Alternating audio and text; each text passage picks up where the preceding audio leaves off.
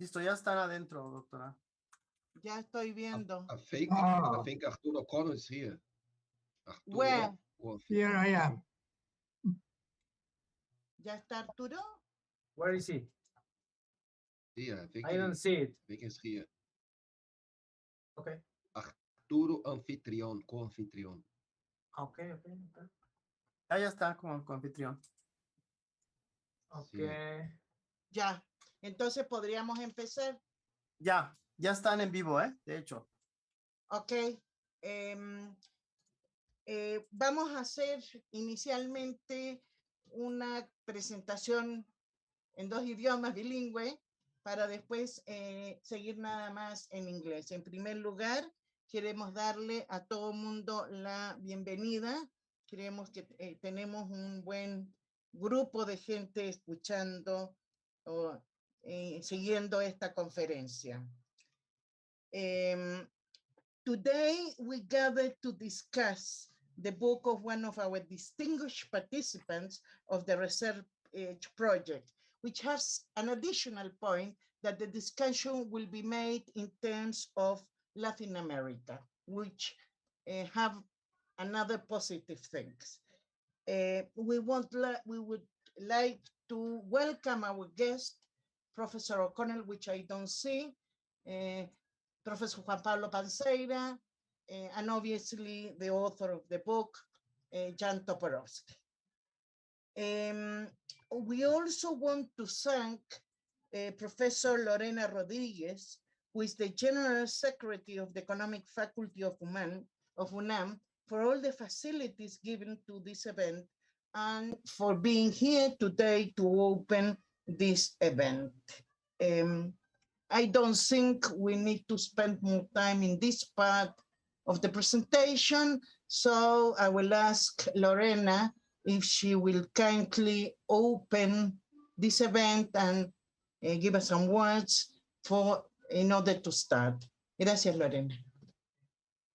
Muchas gracias, Noemi. ¿Qué tal? Muy buenos días a todas y a todos. Bueno, pues les doy la más cordial bienvenida a este evento tan importante para nuestra facultad. Agradezco, por supuesto, y como siempre, la organización y el trabajo tan comprometido de la doctora Noemí Levy y del doctor Jorge Bustamante, que siempre tienen eventos tan interesantes que comparten con nosotros. Voy a abrir esta sesión del día de hoy. Lo voy a hacer en inglés y pues bueno, voy a empezar.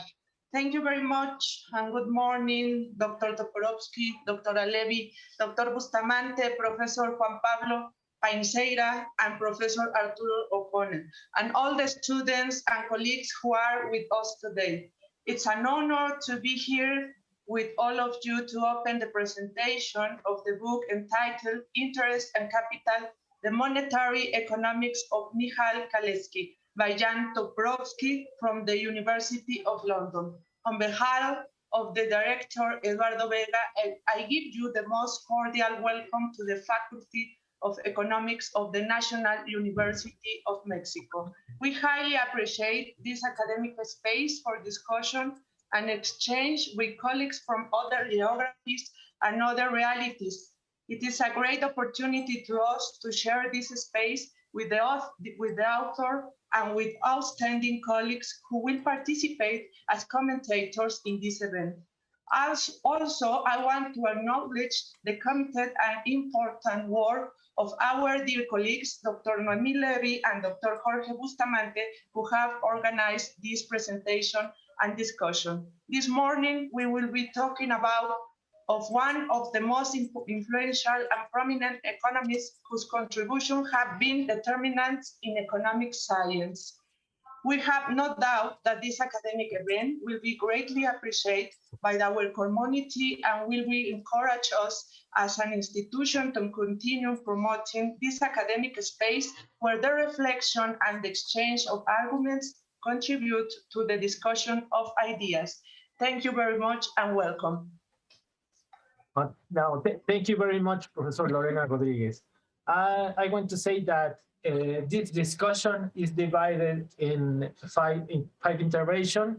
The first four are the presentations of our book commenters, and I need to state that each of them will have 15 minutes for their participation. And in the last intervention, we will have the participation of the author of the book that will have 25 minutes for it. Voy a decir esto en español. La discusión va a estar dividida en 5 intervenciones. Las primeras 4 se tratan de la presentación de los comentaristas del libro, y quiero resaltar que cada uno tiene 15 minutos para su participación.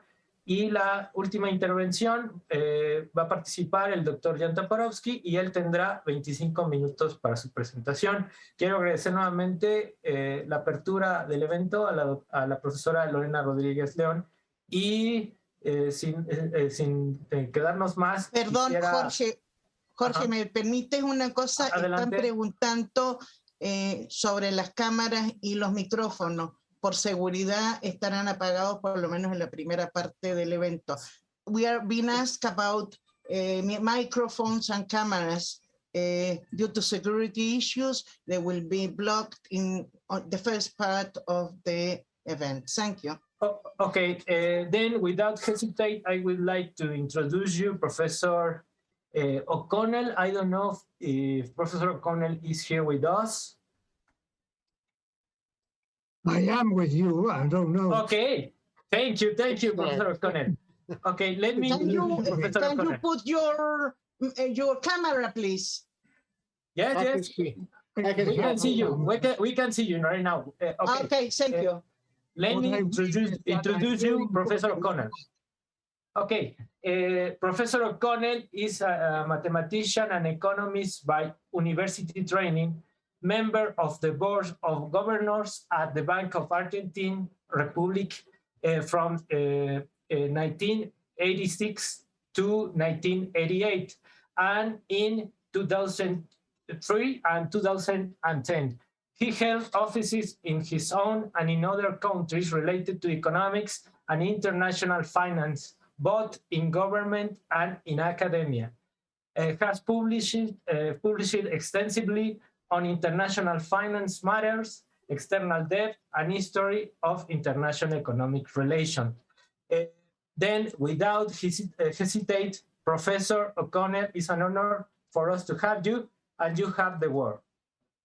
Okay, I don't see but small screens of... Sorry, ¿puedes dejar de compartir, por favor, Jorge? Yeah. Now you have the screen. Right, thank you very much. Of course, it's a great pleasure to have been invited to comment about Professor Toporowski's recent book, and to be able to share this experience with the other distinguished colleagues, and to listen to Jan himself, if I'm allowed to call you, my good friend Jan by his Christian name. Monetary policy in Latin America is dominated by exchange rate policies, and more in general with the balance of payments developments. Even at the time of the great fashion of inflation targeting, even the most enragé supporters of inflation targeting had to acknowledge that the exchange rate was as important as inflation as a target for instance, balance for central banks' policies. Something that also some of our brave colleagues from the Bank of International Settlements had acknowledged and trying to convince us to be aware of that. For that reason, and for conversations and exchange of views I have had in the past with Professor Toporowski, is that I'm going to concentrate my comments on the chapter 4 of the book, the one about the monetary consequences of financing full employment in an open economy. And most specifically, I would like to draw a convergence, the proximity between some international monetary system proposals and those of the Argentine economist Raúl Prebisch, which then later, as Secretary General of CEPAL or ICLA, became not only an Argentine economist, but well known as a Latin American economist. It's pretty odd that Kalecki on one side and some of his colleagues, but Kalecki on one hand and Prebisch, two outsiders in relation to the Anglo-Saxon institutional and academic establishment, and that apparently we haven't found any news about this, any information of this. Apparently, they ever had the chance to interact personally. They begin to converge towards the 1940s on some views about the international monetary system from very original, non-mainstream economic proposals. For Kalecki, the main target was how to ensure full employment, while for Prebisch, also a more regular performance of the economy was important, but the main issue was to ensure highest possible rate of growth. I said that they were outsiders, and also the previous careers were quite different.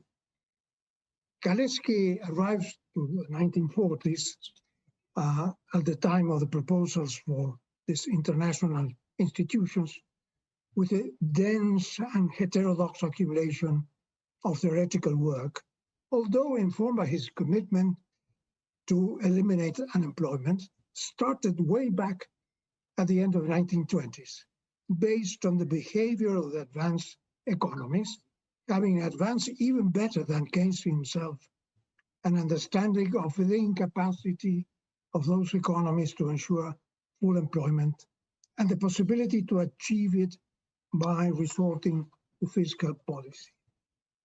Prebisch, on the other hand, his background was much more of an orthodox economist, by training, by studies, then becoming Undersecretary of the Economy of the first military government of Argentina in the 20th century, in the early 30s, and sponsoring, as an Undersecretary, some typical austerity policies of the almost totally orthodox kind. However, the introduction of stern exchange controls in Argentina, the day when England went off gold and allowed the sterling pound to devalue, he accompanied that movement. Exchange control measures were very stern and established priorities in the allocation of foreign exchange, first among essential imports, then second priority, external debt payments. Argentina was, I think, the only, or almost the only country in Latin America that didn't default on his external debt payments in the 1930s. In spite of this mainly orthodox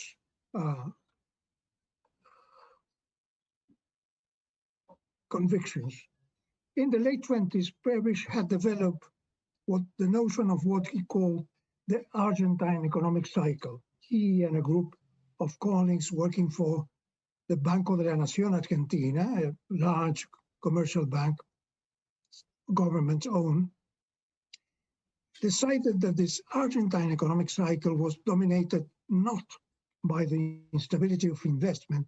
In their view, that was the idea behind the cycle in advanced countries, but as a consequence of the instability of prices of commodity exports, mainly in the case of Argentina, grain and beef, and capital movements. Those were the forces behind the cycle in Argentina, even in case of the capital flows, not only because of the inflows, but also of the outflows in moments not of recession, but in moments of boom. Argentina lost enormous quantity of gold because of the Wall Street boom, when country capital flew out of Argentina to take profit of at what time, still 1928 or early 29, Wall Street was booming. It was the experience lately of the 1930s and the beginning of the diffusion of Keynes' writings that will change Prebisch ideas about the right economic policies and about the degree of government intervention. For Kalecki and Prebisch, for both of them, now let's talk about the early 40s, the behavior of the balance of payments had become the most serious obstacle to pursuing a policy of full employment and of the highest possible rate of growth. For Kalecki, a fiscal policy of expansion results in balance of payments difficulties as a consequence of increasing imports and also some decrease in exports. For Prebisch, having assigned the reason behind the instability of the Argentine economy to the fluctuations of external forces, balance of payments tensions and the four limits to expansion are dominated by the very high income elasticity of imports, with even some inertia, even when activity levels had started declining. Imports found in key periods of the 1930s. In the case of Argentina, Prebisch found that imports continued for a time to increase.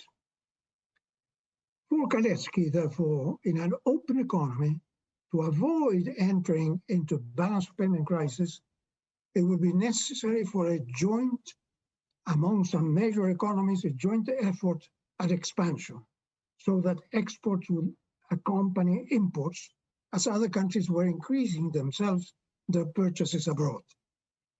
For the 1930s, Kalecki dismisses any chance of such coordination as what he calls the various imperialist powers will insist on the beggar thy neighbor policies via devaluations or import controls.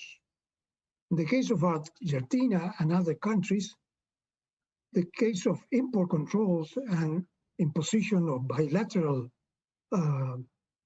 systems of trade became very much under the initiative of Britain.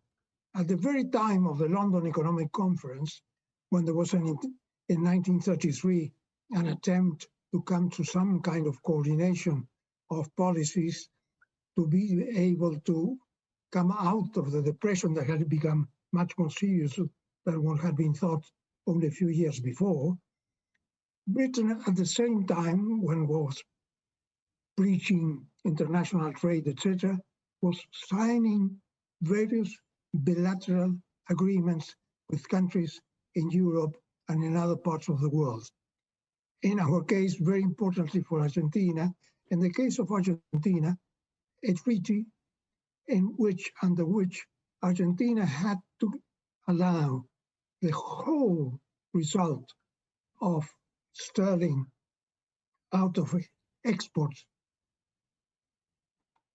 as available for exports from Great Britain to Argentina or for service of debt and also remittances by the large, enormous British companies in the Argentine economy, so that Argentina couldn't, as it was normal already at that time, use a great part of this balance, export balance, to purchase things in the United States.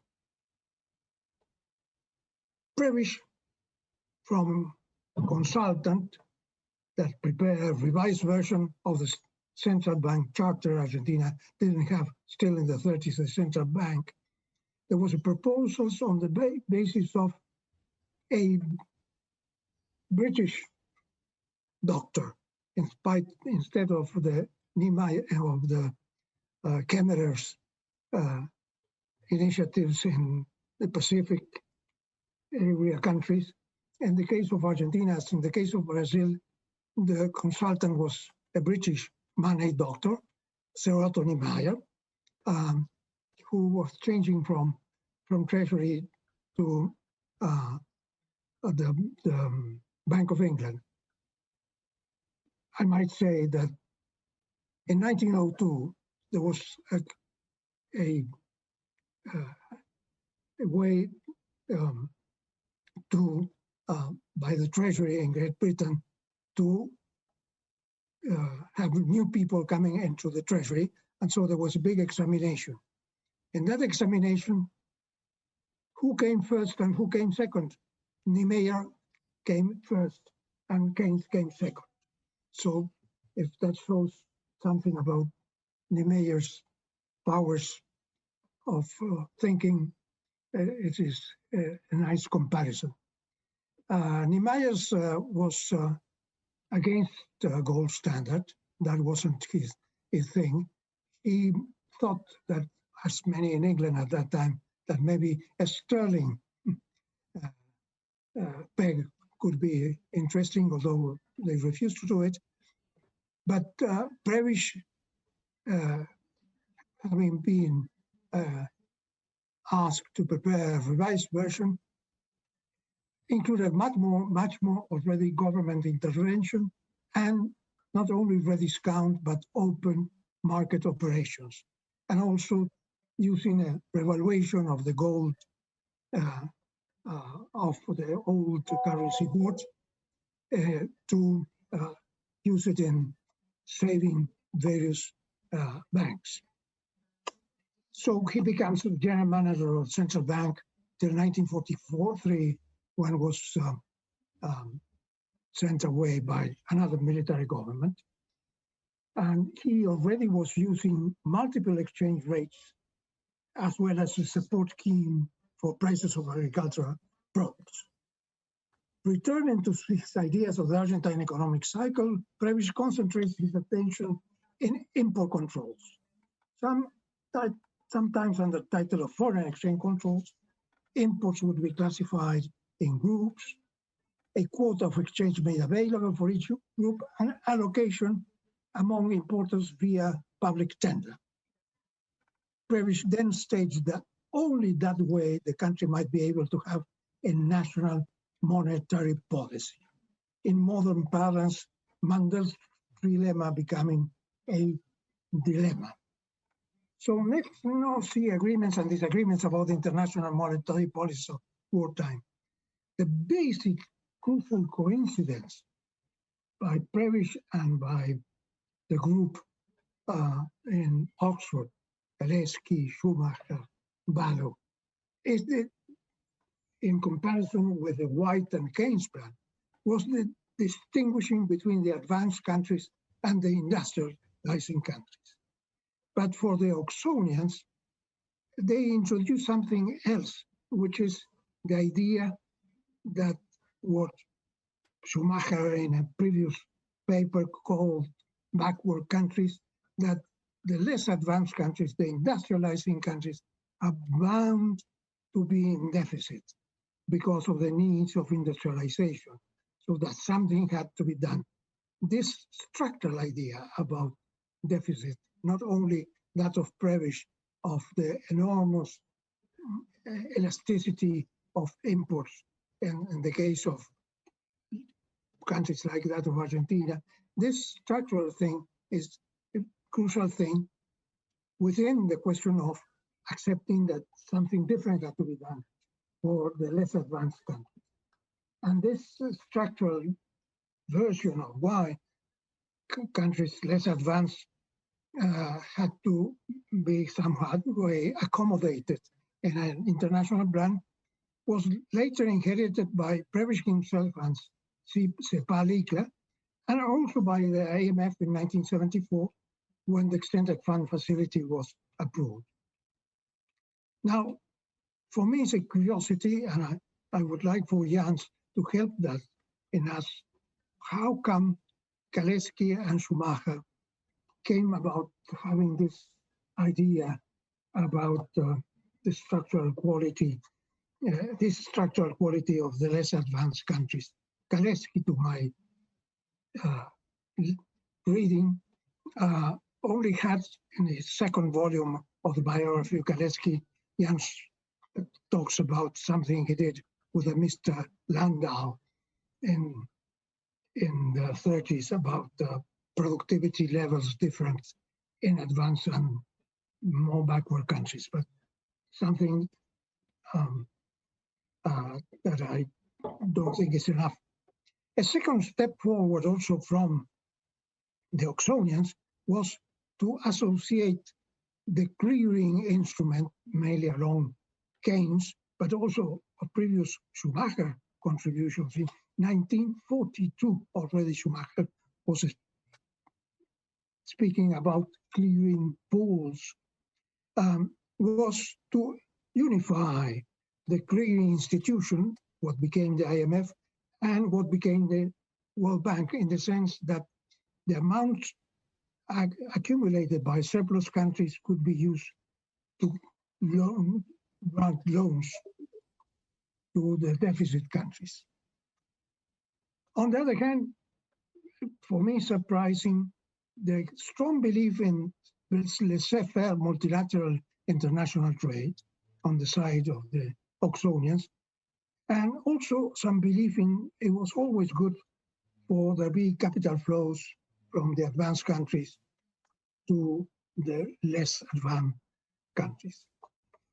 Prebisch only insists on the need for import controls and the fact that this import controls will be mainly a quota plus this public tender. Public tender meant different exchange rates. So we was against the ideas in the IMF, and that was very important. And also because there would be multiple exchange rates. Professor O'Connell, sorry, but you only have 3 minutes. 3 minutes left. Okay, thank you. I'm about to finish in less than 6 minutes. So that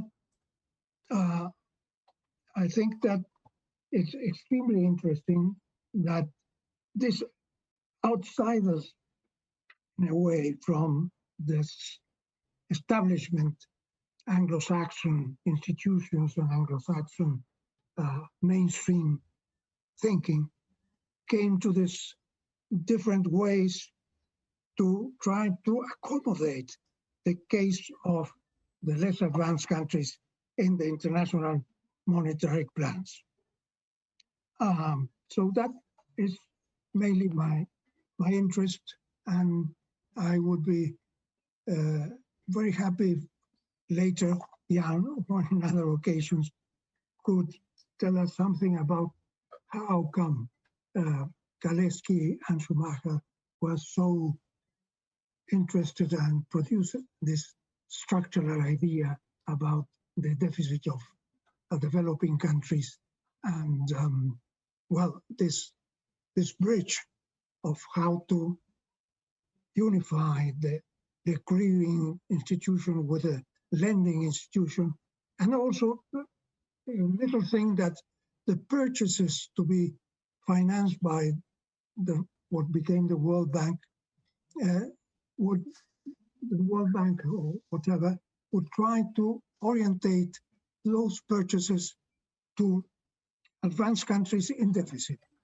And so the whole scheme was a scheme that accommodated, in a way, forces for expansion and forces for trying that if not an equilibrium, because there would be countries in deficit and countries in surplus, but that there would be a multilateral system of payments that would make for expansionary policies. Something I think was really essential, and that Prebisch accompanied mainly with this emphasis on import controls. And although he had already placed some emphasis on the vagaries of capital flows, he didn't insist on this, on exchange controls for capital flows. Well, thank you very much. Thank you very much, Professor O'Connell. Sorry for having to interrupt, but we have to keep in schedule. Very interesting remarks. Now I want to give the word to, I would say, the floor. Here we don't have influence. To Juan Pablo Panceira, who is a senior advisor of the Open Market Operation Department at the Central Bank of Brazil. He has participated in some BIS working groups in the last year, and he was the Brazil representative in the working group establishing viable capital markets in the CGFC BIS during 2017 and 2018, and in the working group large central bank's balance sheet and market functioning. His lines of research are finance, banking, international finance, Marxist political economy, economic development, and methodology. A nice mixture of whom we will listen now, his comment, and I'm sure it will be very interesting. Thank you very much. Please, Juan Pablo, go ahead.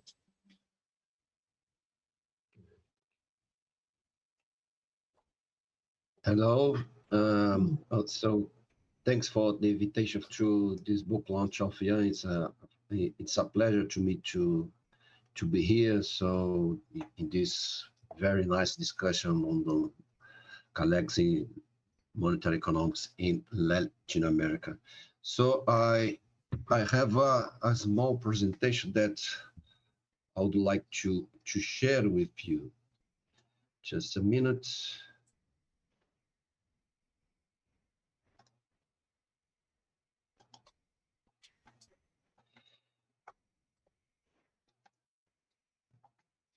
Can you see the presentation?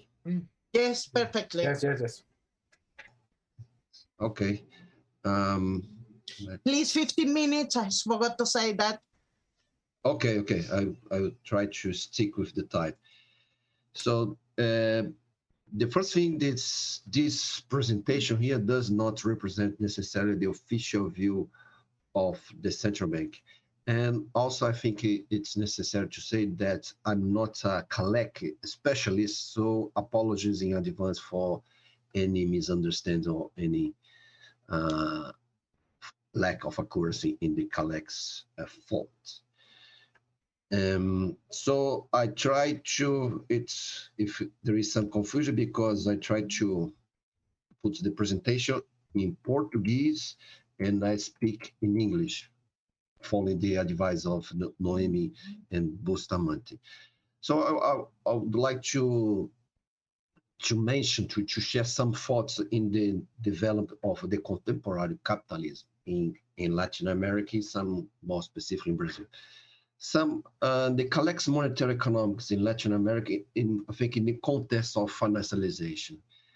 I think it's important to mention that monetary theory of Kalecki has, I think, a starting point, the possess of money by capitalists or firms.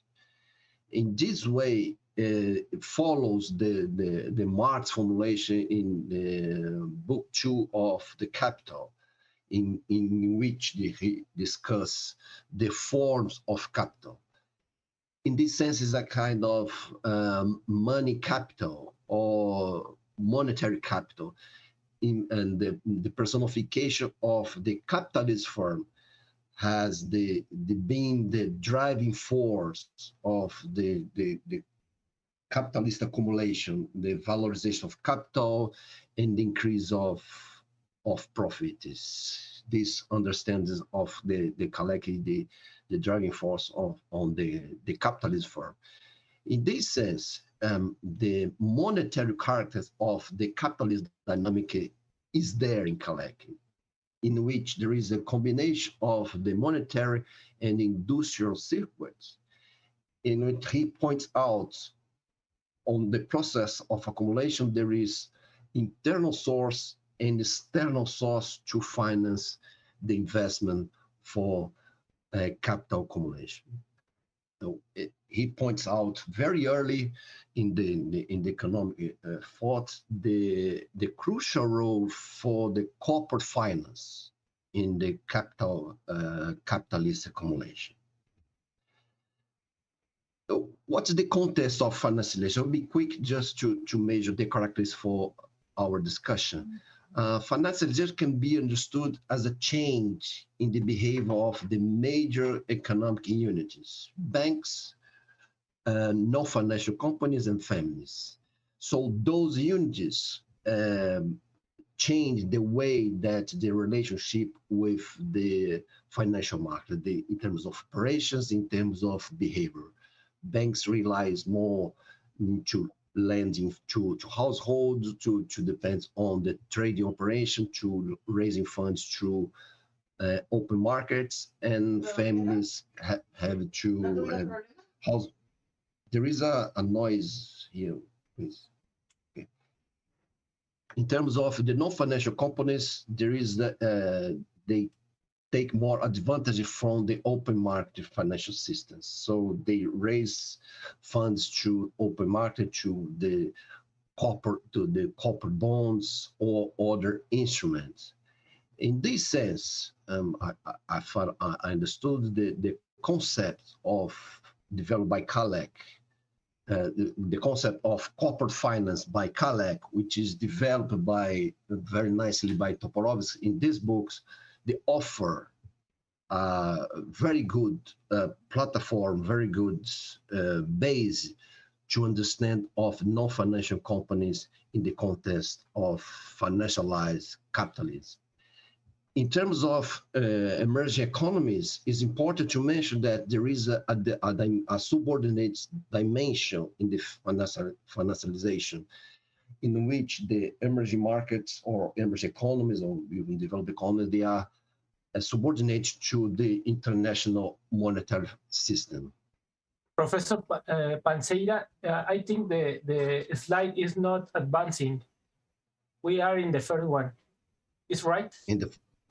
You are in the first one. The first one. Uh-huh. Well, and now? No, it's not advancing. This is a big problem. I don't know why. Let's see. Can you see now? Yeah. Yes. Yeah. Yes. Okay. So I have to see the other way.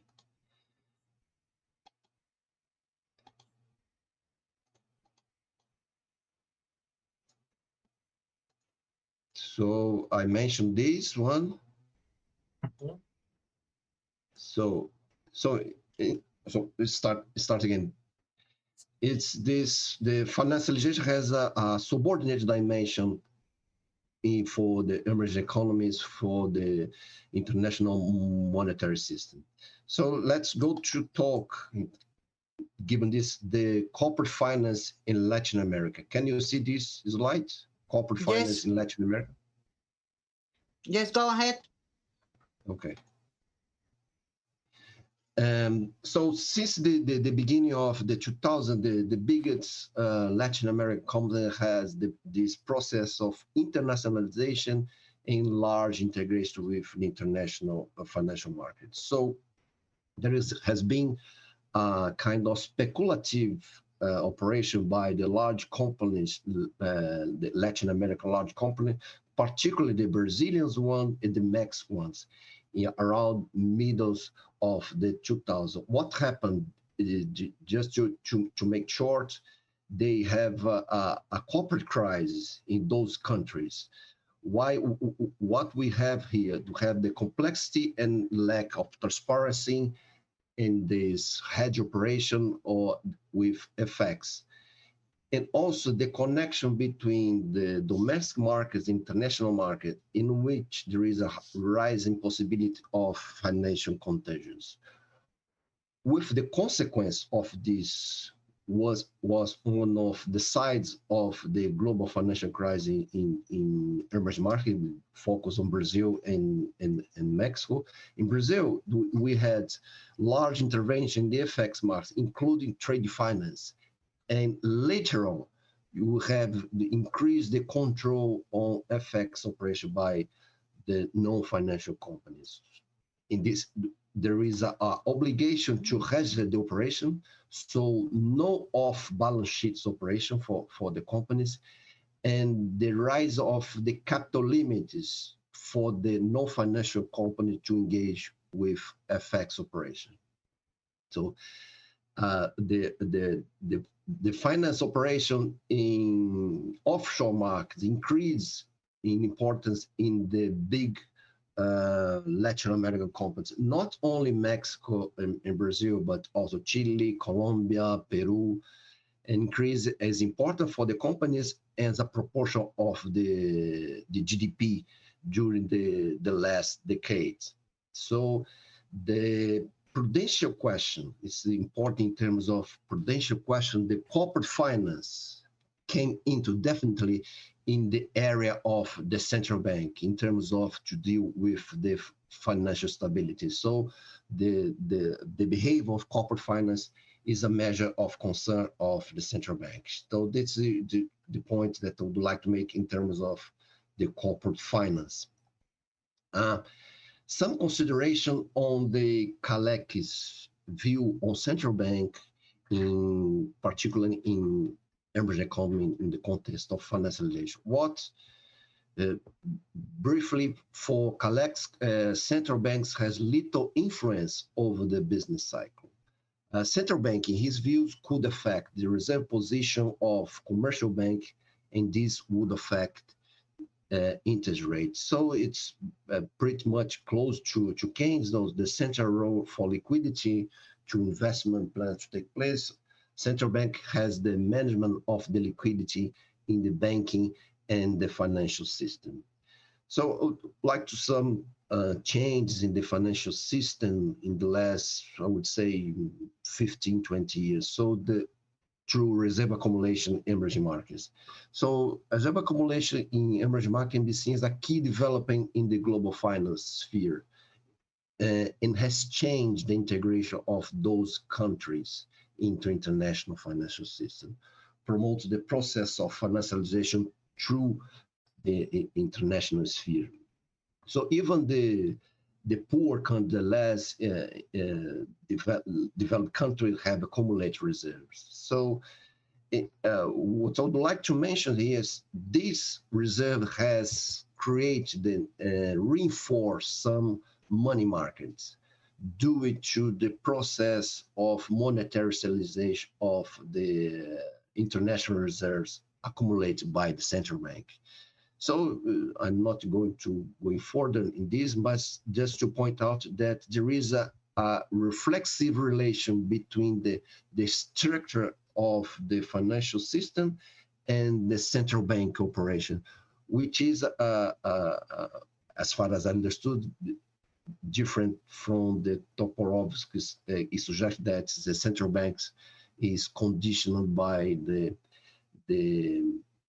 financial system structure. And what I'm saying that there is a reflexive relation between the structure of the financial system and the structure of the central bank's operation. So these changes in the financial structures with an increased liquidity of the market, for example, in Brazil, the repos markets, the highs increase hugely in the last 15 years. Today is around 1.7 trillion reais, or around $350 billion a day in terms of trading volume daily. So some considerations that's on the view of collecting the central bank.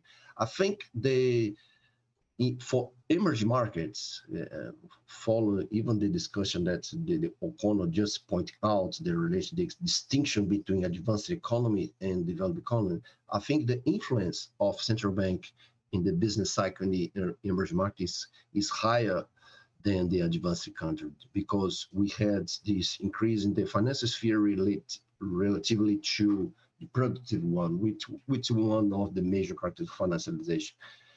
For example, in the Latin America region, the economic performance has been lower compared with the other emerging economies, mainly the East Asian countries. And one of the major factors to explain this difference in economic performance would be the monetary policy more tightening in Latin America. So the influence of the interest rate And beyond this, the management of the capital flows has been fundamental for the business cycle in these economies, mainly in the last year. So this just to address the importance of central bank management of the capital flows. Finally, I think the Kalecki's idea can shed some light in the major discussion today on the nature of inflation. Very directly, the global context is the high inflation in advanced economies, the highest inflation in the last 40 years, so since the beginning of 80s.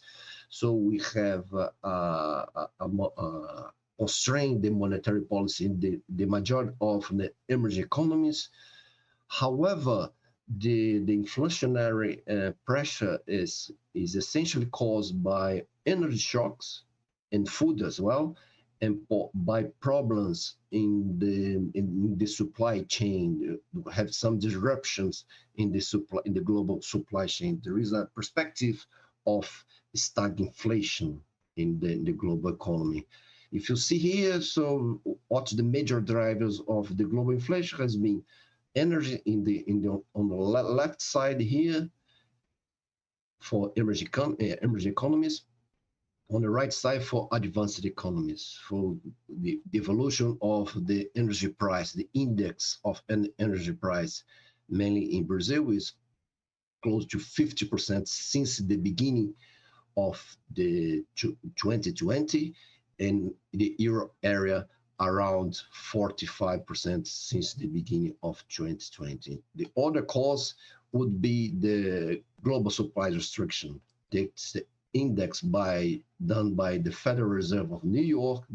Is a measure of the pressure on the global supply chain, and the global container index on the right side. What we need another perspective, a broader perspective on the phenomenon of global inflation. In Kalecki, the determination of inflation is related to labor markets, where the cost of labor is defined, and the commodities one. So in which sense it is very useful to understand the perspective of inflation. Beyond that, the exchange rate that define the cost of import. So if you see, just to about to finish, so the inflation is not a monetary phenomenon. Just to mention the Brazilian case, so where the energy price is about close to 50% of the accumulated inflation in Brazil. The accumulated inflation in Brazil is around 12%.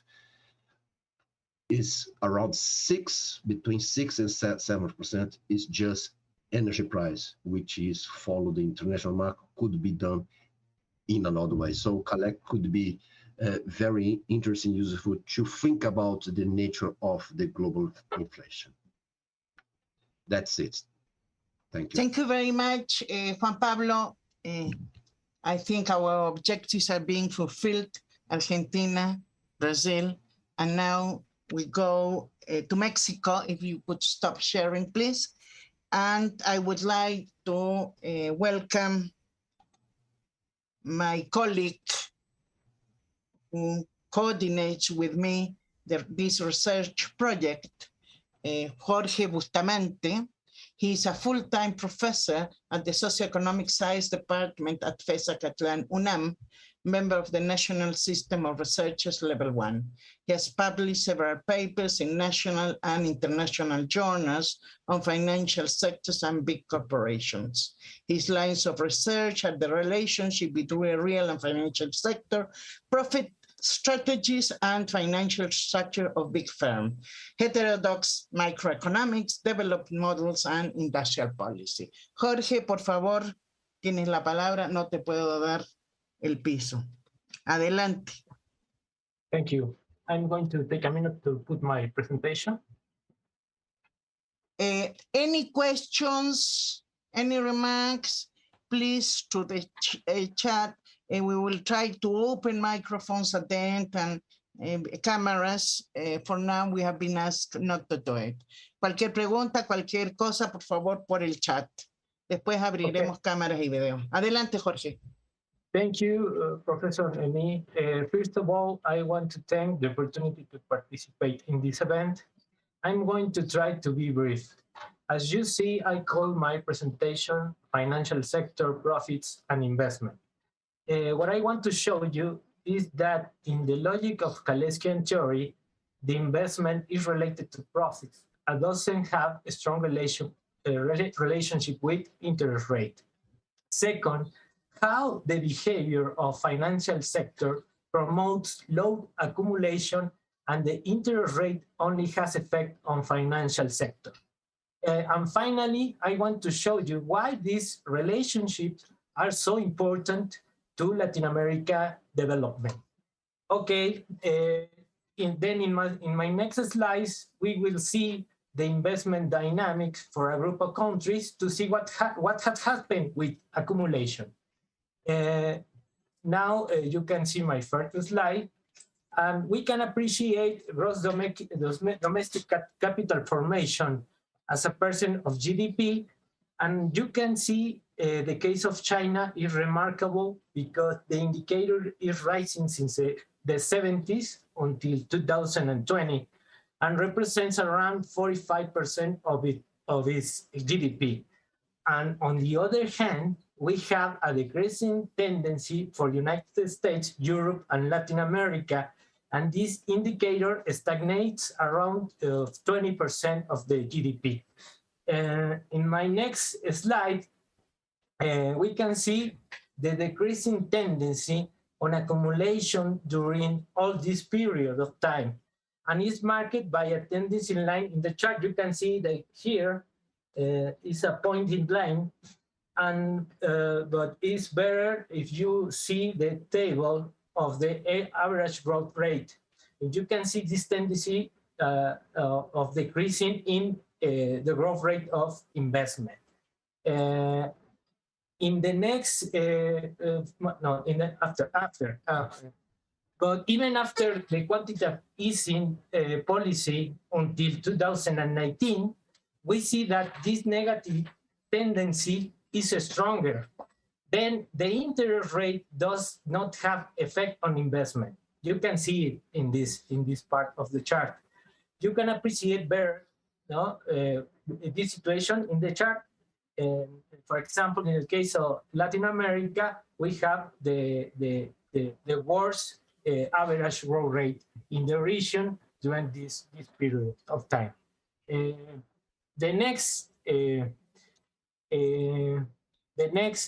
My next slide, we can see the relationship between interest rate and accumulation in USA, and we don't see that the low interest rate has a positive effect on accumulation.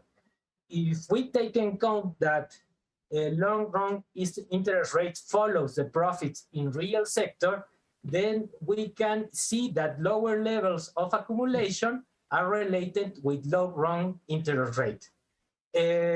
On the other hand, in this chart, we can see that low interest rate have a positive impact on the market capitalization in financial sector as a percent of GDP, and allows interest rate is related with an increasing market capitalization, as you see in the chart.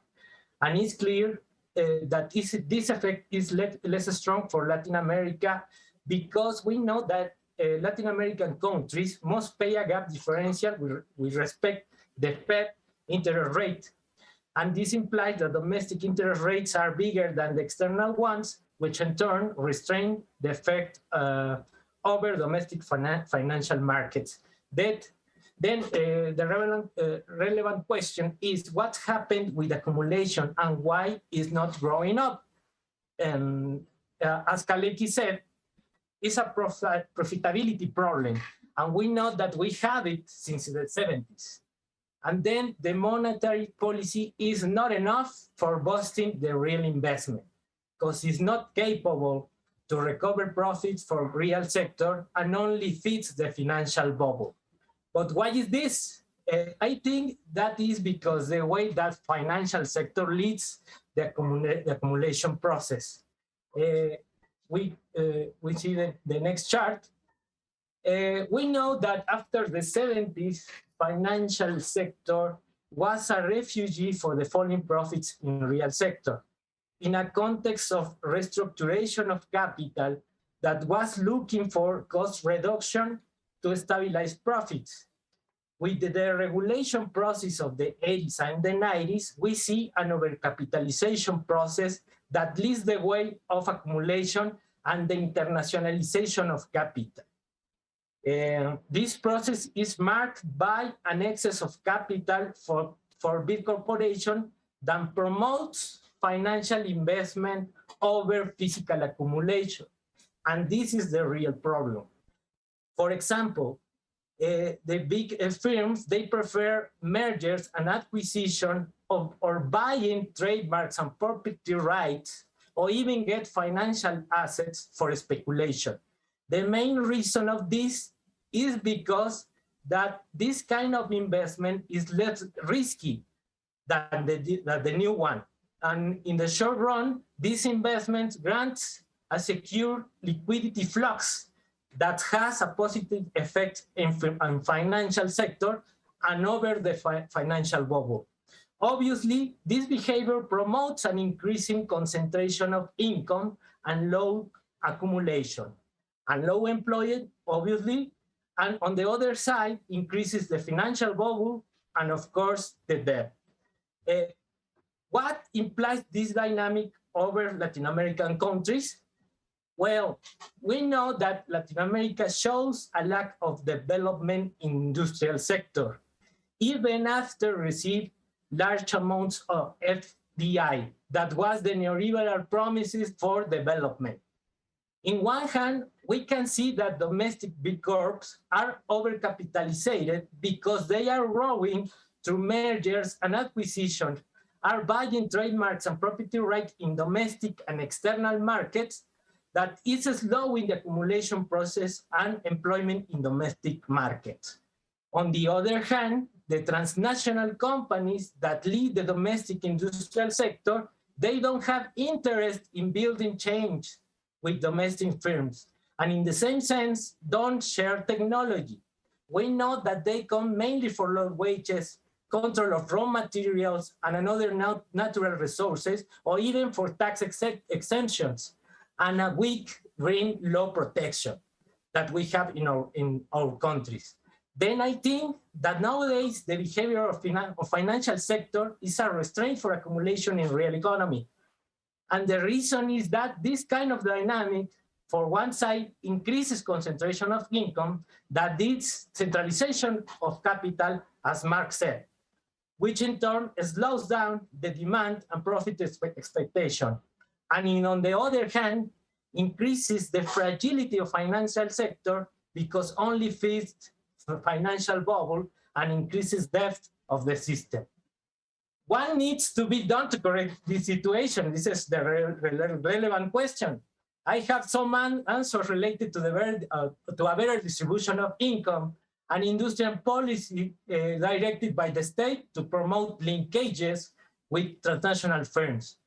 But I leave this question on the table for Professor Toporowski. Thank you very much. Thank you, Jorge, for your very interesting presentation and very interesting points. And I give you the word now. Jorge, no se te escucha. Thank you. Jorge. I'm going to share another presentation. Give me a minute. Now, I want to introduce you, Professor, my colleague, my dear colleague, my great teacher, Professor Noemi Levy, and I want to introduce you. I introduce her. Sorry. Professor Noemi Levy is a full-time professor at the economic faculty at UNAM. She was awarded with the Research National University Award 2014, and she's a member of the National System of Researchers, Level 3. She has been coordinator of a variety of research projects on topics related to finance, investment, and financialization. She has published books and papers of national and international scope. Her research lines are financial sector, monetary policy, economic development, and underdevelopment in Latin America, and heterodox economic thought. Please, Professor Noemi, you have the stage. Gracias. Thank you. I will try to speak bilingual. Well, not speaking English, but present in Spanish, the PowerPoint, if my English is not thoroughly understandable. I named this presentation Kalecki Revisits Latin America. I shall start by saying that Michal Kalecki was acquainted with Latin American problems because of his work at the United Nations. Today, we have back Kalecki in Latin America through the lens of Jan Toporowski, who not only have studied and understand his economic theory, but continues, re-elaborates, and renews Kalecki's contribution in terms of developing economies. Let me say a personal issue. I first encountered Kalecki at UNAM, Mexico City, through a mutual friend, Julio Lopez, who is not anymore with us. Second, I was part of those who thought that monetary issues were not at the center of Kalecki's discussion, because unlike Keynes, he did not give so much importance to the rate of interest in the investment determinants and neither to speculation.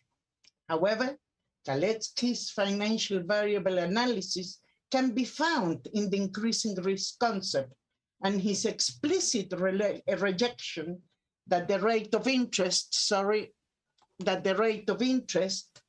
is a real variable, arguing its monetary origins. And more importantly, I think Kalecki highlights distributional effects of the rate of interest in the distribution of income. I also want to remind a very great seminar, 1999 or 2000, held in Warsaw in honor of Michal Kalecki's life. On that occasion, we discussed deeply the increasing risk concept. Here, I also want to pay tribute to our dear friends, Tracy Mott and Jerzy Osiatinski, that were part of this seminar and not anymore with us. On that occasion, I also met Jan Toporowski, and since then we have had a long conversation around financial market, Kalecki's theoretical contribution in the context of developed and developing economy, and more importantly, what the economics policy are required and how to implement them. Let me continue with the presentation in terms of Latin America, and I will address two major issues that Kalecki put forward to understand economic growth, especially important in the context of Latin America, that Jan continuously highlights. First, investment is financed by firms' savings from retained profit. And here, Kalecki argues that capitalist spending is the main source of instability, from where stems the famous phrase, capitalists can only decide what they spend, not what they earn. Second, financial markets are part of the capitalist setting, and their role is to make available rentier capital and credit to entrepreneurs, making clear that the prerequisite for becoming an entrepreneur is the ownership of capital. There is no such a thing of business democracy. Kalecki based his analysis on a globalistic structure, from where he takes off the discussion of capital concentration, further developed as Stadel in this famous long paper, Small and Big Business. And I think another concept which is very important today is overcapitalization that's crucial in the issue of financialization. In several papers, Jan Toporowski, and certainly in this book, reminds that Kalecki's importance to capital is spending rather than finance. There are three quotes I would like to remind here.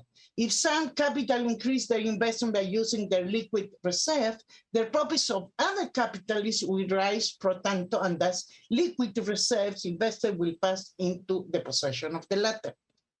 Secondly, if additional investment is financed by bank credit, saved profits will accumulate as bank deposits in equal amounts. Interesting capitalists will find it possible to float bonds in the same extent and thus repay their bank credits. The main issue of monetary policy, therefore, is the availability of finance, its cost, and the main problem is the distribution of profit between the different actors in the financial system. I think this book that we present today deals with this issue. But let me go back to Latin America. Yes. Here, I first want to state that during the industrialization of Latin America, it has had an economic backwardness explained mainly by uneven economic structure. And one issue that explains that is that rentiers, different type, don't fully recirculate their profit to the economy. This, I think, is a main contribution highlighted by Jan Toporowski. The distribution of income and wealth is of particular importance in our economies. Foreign capital, along with domestic rentiers, in that period landlords, prevented the process of industrialization to fully develop. The industrialization period was characterized all through Latin America by low salaries and reduced internal markets. In this process, non-productive classes captured high proportions of profits, and agricultural goods were produced by small producers, low productivity, which meant high food prices that further limited the internal market. In addition, external capital dominated the more dynamic sectors with backward technology, which meant high production costs and prices. Moreover, in the manufacture sector, the oligopolistic structural position of foreign capital prevented the entrance of domestic small and medium firms. In this context, profits were repatriated to central economies, and the external current account continued to show high structural deficits. What happened in this period with the financial sector? I would argue that the private banking sector had a privileged position. In the industrialization period, the financial sector was based on a banking structure with almost inexistent non-banking institution. Therefore, private funding mechanism was very limited, and the public sector provided mostly long-term finance. Foreign capital entrance took place through FDIs and foreign government credits. Domestic finance had an important role, provided mainly by public bank and central bank finance to the government sector, and the private banking sector didn't bear any risks. What happened in the globalization period?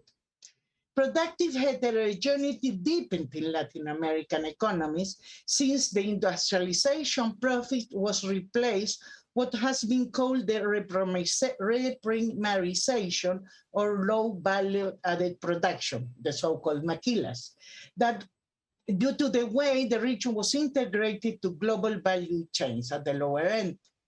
Exports displayed investment and became the more dynamic variable in economic growth, as Jorge showed, within structural current account deficit, again, with imports having lower elasticity to income changes in comparison to export.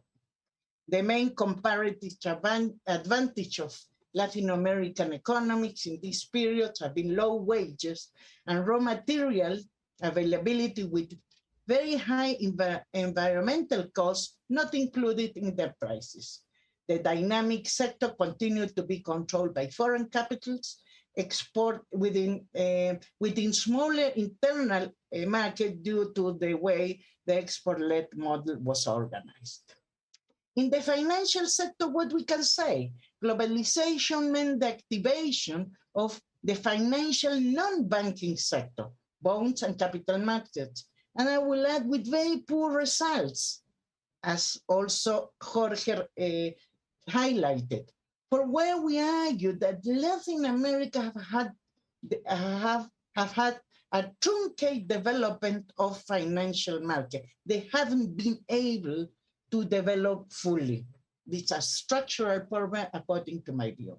Capitalization and turnover values are very low, and listed firms are very few in the capital market. The domestic bond market does not have much private activity, although lately non-financial institutions increased their foreign bond issuance, not as a means of finance, but to stabilize returns.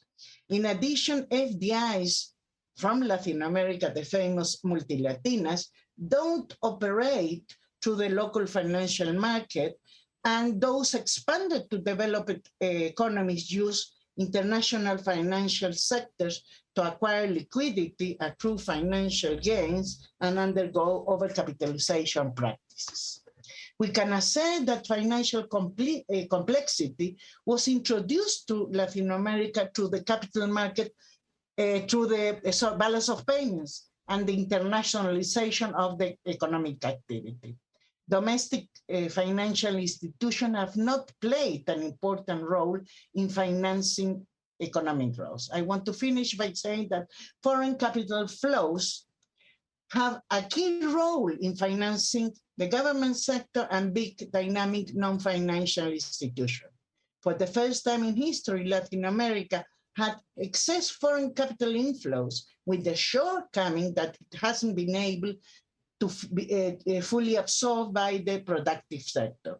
We can add that the monetary policy objective set by the inflation target is attained through stable exchange rates, overvalued actually, to keep prices and interest payments under control. Interest margins guarantee foreign capital inflation, but also means high returns for foreign capital. I think Juan Pablo was addressing that, especially for big financial international institutions outstanding the banking sector. In Mexico, the Banco de Mexico sterilization policy favors big banks of international origins, since sterilization mechanism requires to keep the monetary base under control, and this takes place through government banks whose returns are based in Banco de Mexico interbank interest rate, almost 6 times higher than the US Treasury bonds, and are free of risk. The outcome of this policy is that private banks need not to increase the credit coefficient ratios, since the returns to ROE are extremely high. So Banco de Mexico subsidizes private commercial banks. I want to finish saying that Kalecki is back to Latin America. Economic backwardness and stability are not so much due to financial restriction, but because of production heterogeneity and high income concentration. The limitation from the financial sector are not related with the availability of finance, but due to the financial sector oligopolistic structure fueled by government high returns of non-risky activities, which makes the region highly dependent on foreign capital. thank you very much for listening. And like this, we finish the fourth presentations and we give the word to our main actor, who is Jan Toporowski. Jorge, ¿puedes leer su biografía? Yes, thank you, Professor Noemi, for your presentation. Thank you, Professor Jan Toporowski, for being here with us in this virtual space. I hope we can have you in person in next years. And now I would like to introduce you, Professor Toporowski. Let me put my presentation. Okay. Can you see it? Yeah. Professor Toporowski is professor of economics and finance at School of Oriental African Studies, University of London. Is visiting professor of economics at the University of Bergamo, professor of economics and finance at the International University College, Turin. He has published widely on monetary theory and policy, finance, and macroeconomics. He worked in fund management, international banking, and central banking. He has been a consultant for the United Nations Development Program, the United Nations Conference on Trade and Development, and the Economic Commission for Africa and the Economist Intelligence Unit. Thank you, Professor Toporowski, again, and you have the mic. Thank you very much, Dr. Bustamante. It's a great pleasure to be participating in this presentation. In particular, a great pleasure to see a number of old friends, not only on this panel, but in the audience as well. I want to thank in particular Professor Noemi Levy for organizing this very welcome discussion. She knows that a lot of the ideas that have appeared in my books in recent years have originated in my discussions with her and her students, and that includes Dr. Bustamante, whose recent work I find very revealing about the financial system of Mexico and financial systems in Latin America generally. I welcome this discussion, not only because I would like you to read this book, but also because I'm anxious to learn. I want to thank Oxford University Press for publishing this book with footnotes in a personal email to me. Arturo O'Connell mentioned that what a pleasure it is to read a book where you can read the footnotes on the same page instead of having to find them somewhere in a distant part of the book. I do appreciate this. I think we all appreciate this very much.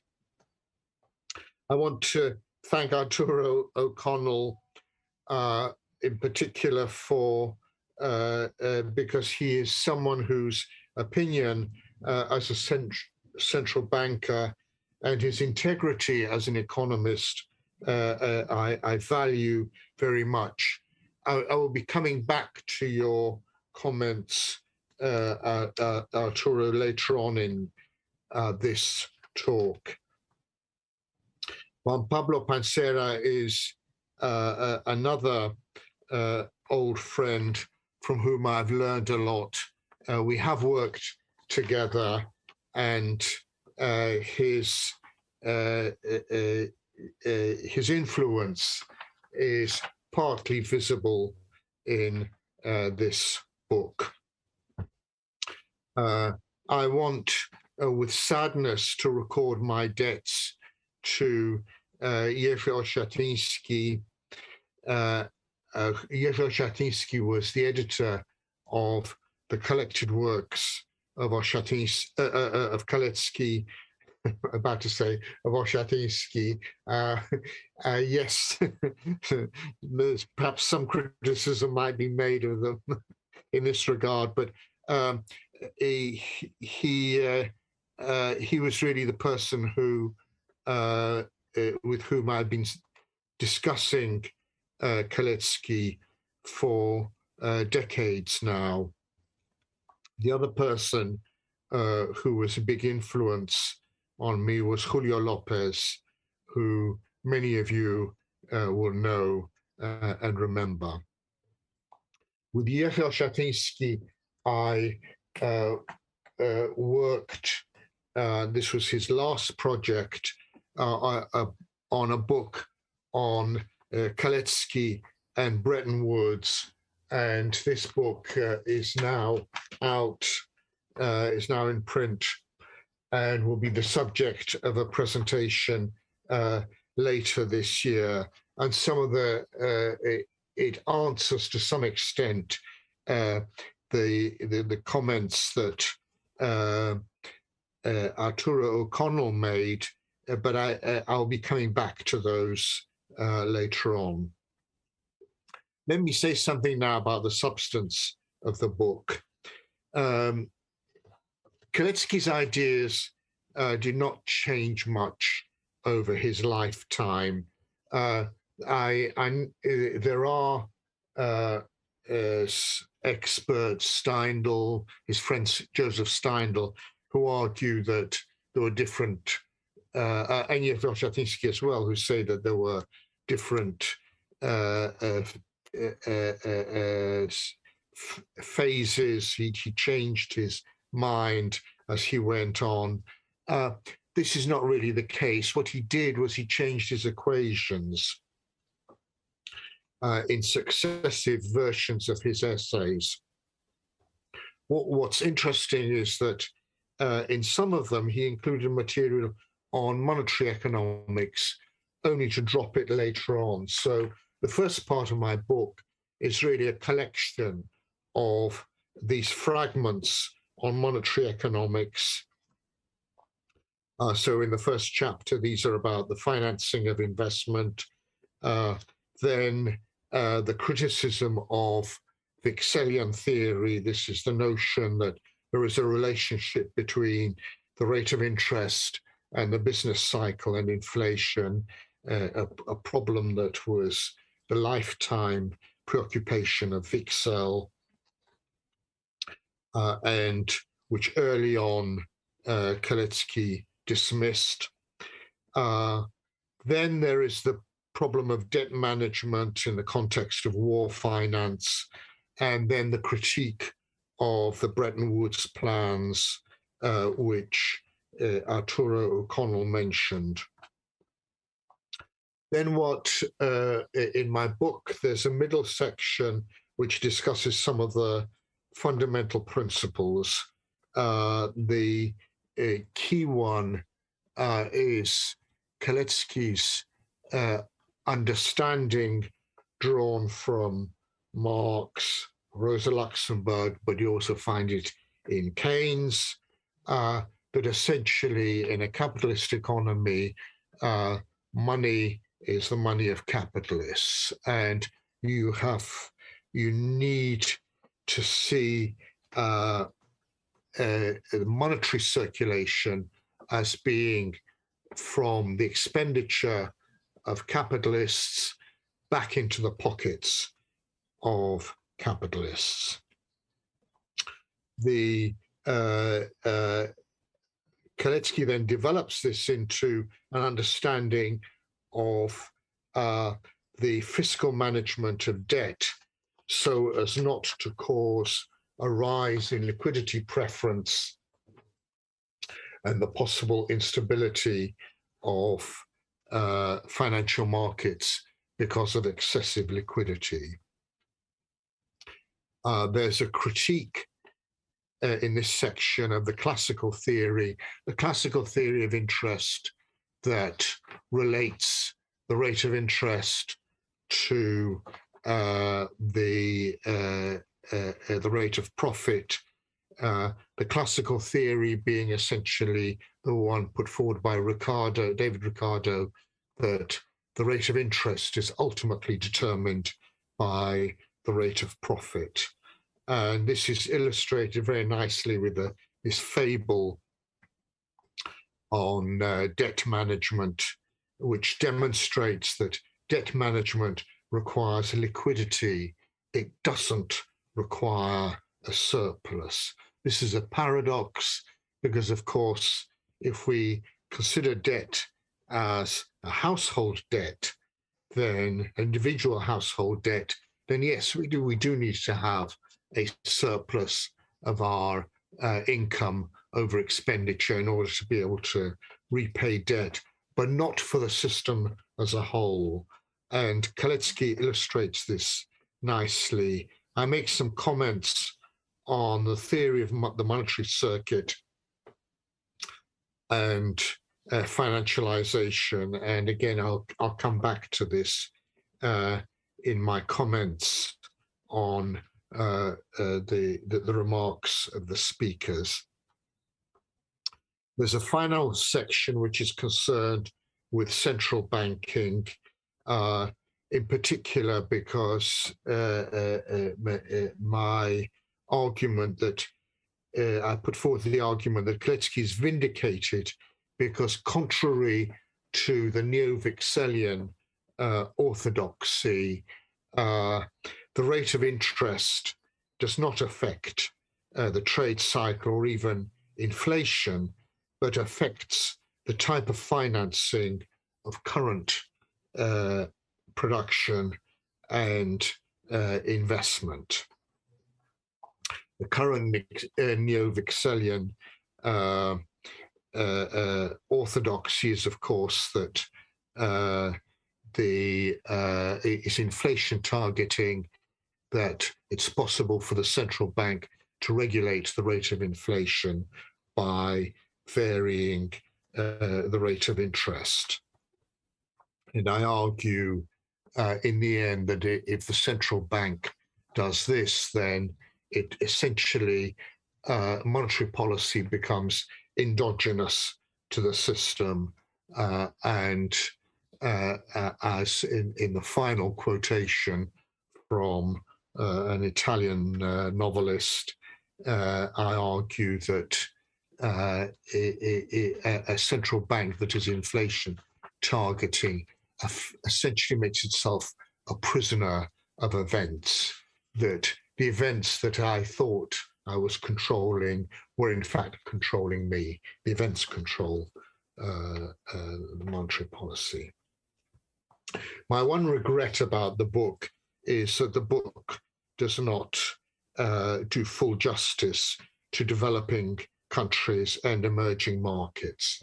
I would say that there is more on this in the book on Bretton Woods, but I do want now to turn to the comments, some of the comments that were made by the speakers. In particular, let me start off with the comments about made by Arturo O'Connell. He's quite right that there is a coincidence of views between Kalecki and Raoul Prebisch. In the book on Bretton Woods, there's a very fine exposition by the historian Peter Clark of the discussions at Bretton Woods, where he points out that really the politics of Bretton Woods were dominated by the fight between the United States and Great Britain over imperial preference. For all the fact that both of them presented their arguments in an abstract principles that were of benefit to the whole economy or to all the economies of the world. They were in fact of specific benefit to the countries that Keynes and White represented. For Kalecki, I think, like with Prebisch, Kalecki realized that if you were going to move to full employment, if it was obvious that the countries with labor reserves would have to grow faster than countries that were already more or less at full employment. And therefore, those countries with labor reserves would have trade deficits. So you would have this problem of trade imbalance would arise because of these structural problems. And the Kalecki-Schumacher solution was effectively to create a regional trade bloc of countries that were in deficit, that would therefore buy from each other in order to reduce their trade imbalances. On the comments of Juan Pablo Pancera, yes, I agree that the central bank balance sheet has to reflect to some degree the financial system in which it operates. I think this is a particular feature of central banks, rather like the Brazilian central bank that has used open market operations intensively to manage the financial system. However, I disagree with Juan Pablo over the issue of subordinate financialization. I don't think that there is this phenomenon of, I don't think subordinate financialization is a proper phenomenon. I think there is something else that's happening, and this was what was hinted at in the comments by Jorge and Noemi Levy. This is the tendency of large corporations to move into the financial markets to create and strengthen oligopolies. But also what comes with it is overcapitalization, and something which I had discussed in an earlier, in some earlier papers of mine, and that is the overcapitalization that leads to the internalization of the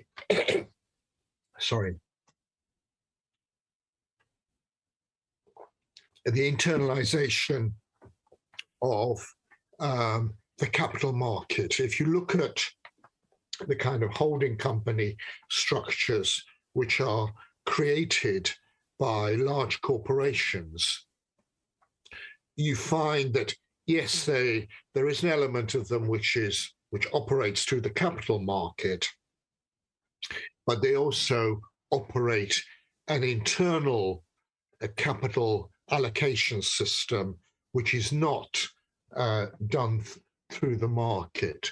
And this is yet another reason why I believe that monetary policy in developing countries and emerging markets has an influence, maybe even has an influence on capital flows and on on the exchange rate, but does not have much influence on business investment, because business investment is largely the province of large corporations which operate their own internal financial systems. There is, of course, the issue of inflation, and I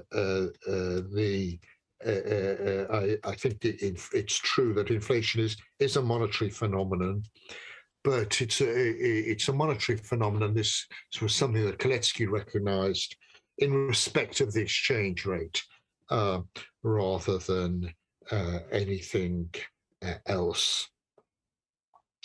I think Latin America is particularly important here, because Latin America was integrated into the international commodity trade and the monetary system from the days of the first European settlements. So this has been much, much more conspicuous in Latin America than in many other countries, and even many other developing and emerging markets.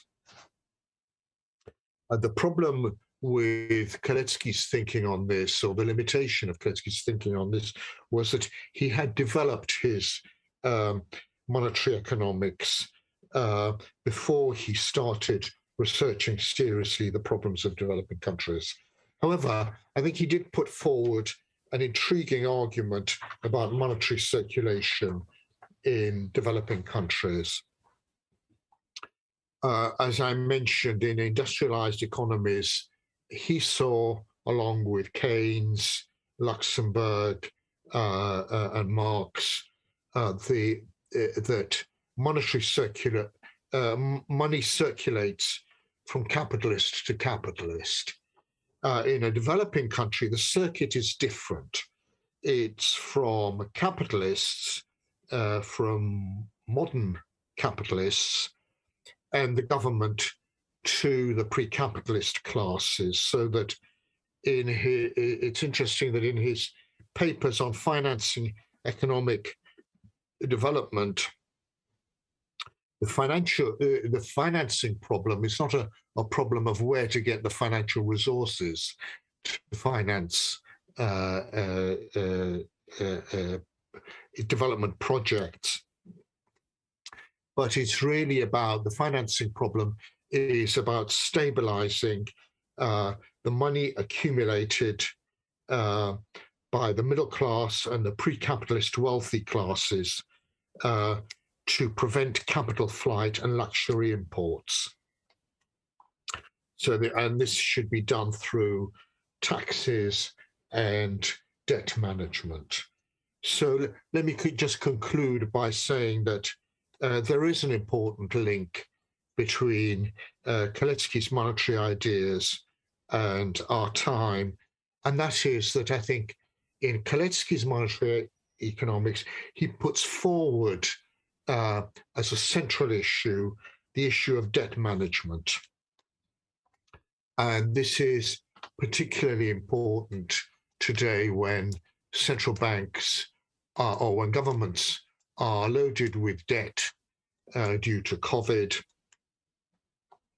Perhaps less relevant in Mexico, where you have a government which is, for its own reasons, particularly austere in its fiscal stance. But I think this is it's this focus on debt management that makes Kalecki's monetary ideas relevant for today. Thank you very much.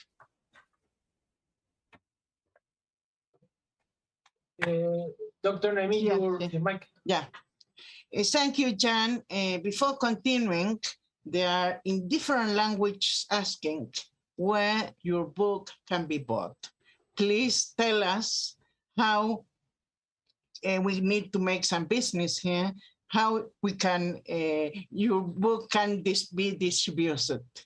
Jan, please. Well, there are two ways. There is a slow way, which is that you can get in touch with Amazon or Oxford University Press and purchase a copy of the book at a very expensive price, or if you like, invite me to Mexico or anywhere else in Latin America, and I will bring a suitcase full of these books, and you can have them at the author's price. Incidentally, I may say that I did inquire with Oxford University Press, and this is just between me, the panel, and 120 other people here, that Oxford University Press offered a special discounted rate for people who attend this book launch. But this discounted rate was in fact more expensive than the discount that I get as an author. So I would offer you the author's discount, which is something like £40 or $50. Thank you.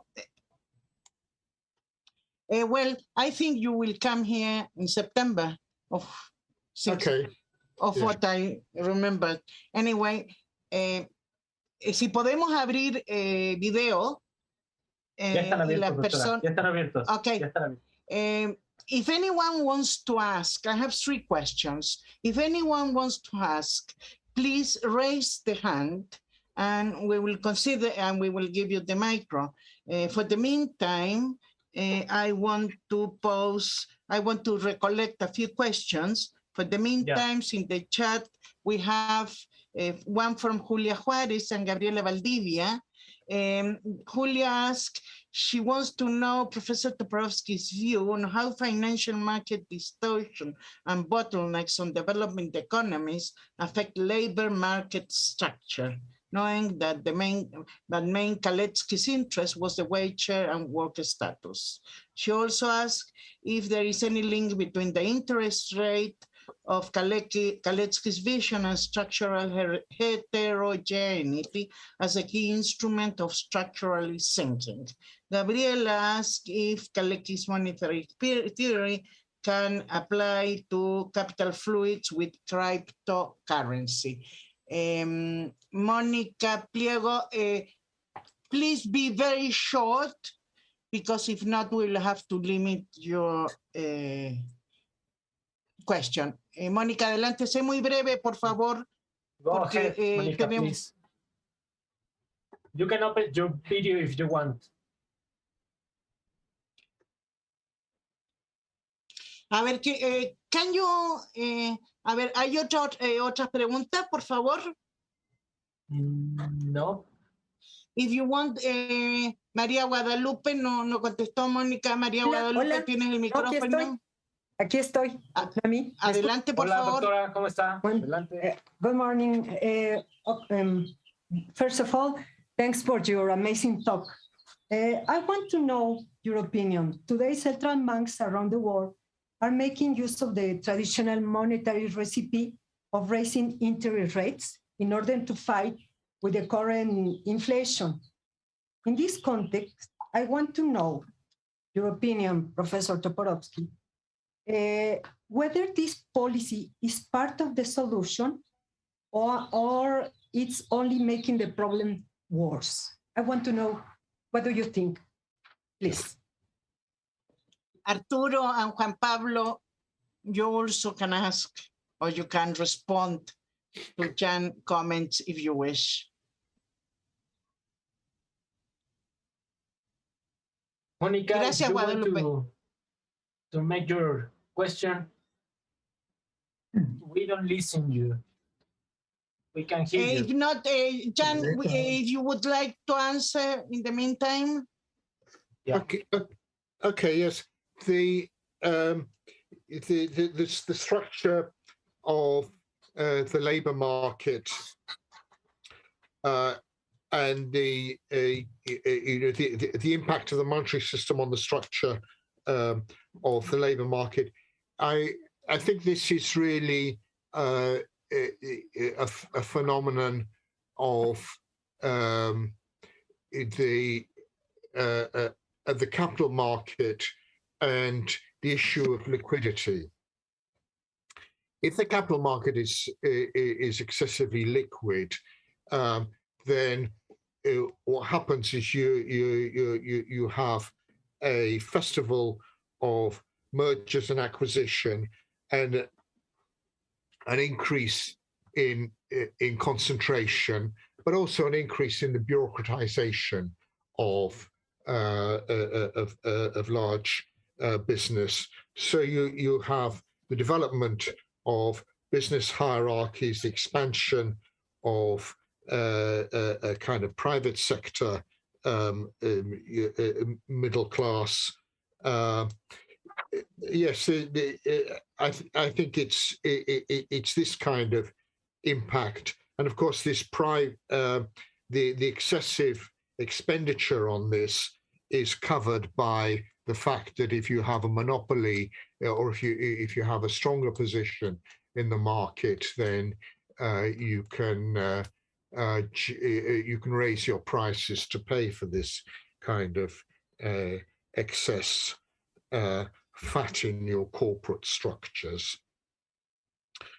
Can Kalecki's theory apply to capital flight? Actually, at the time when Kalecki was writing, there were fairly strict capital controls, but they were already being undermined by the euro markets and by capital flight. And I think that the Kalecki's solution to this was really to regulate the liquidity in the private sector, and this is both through taxation, but also through bond issuing bonds in such a way that it mops up excessive liquidity. I must say that I've learned much more about this from my discussions with Juan Pablo Mancera than a lot of other than from reading about it. So I think that there's possibly scope for further research on this. As to raising interest rates to fight off inflation, it's very interesting that the Bank of England's excuse for not raising interest rates above the rate of inflation. We have a rate of inflation of about 7%. It's promised to rise to about 10%, but the Bank of England has raised the rate of interest to just over 1%. I think it's and its excuse is that this is coming from outside. This is a commodity price phenomenon, and that the central bank doesn't have any influence on commodity prices. Well, indeed, the central bank doesn't have much influence on commodity prices, and this is precisely why inflation targeting is simply makes monetary policy endogenous, because if your inflation is coming from commodity markets or through depreciation of the currency, devaluation of the currency in the markets, then actually there is very little that the rate of interest can do about it, and that's we know. I mean, we know that ideas like interest rate parity or covered interest parity just don't hold.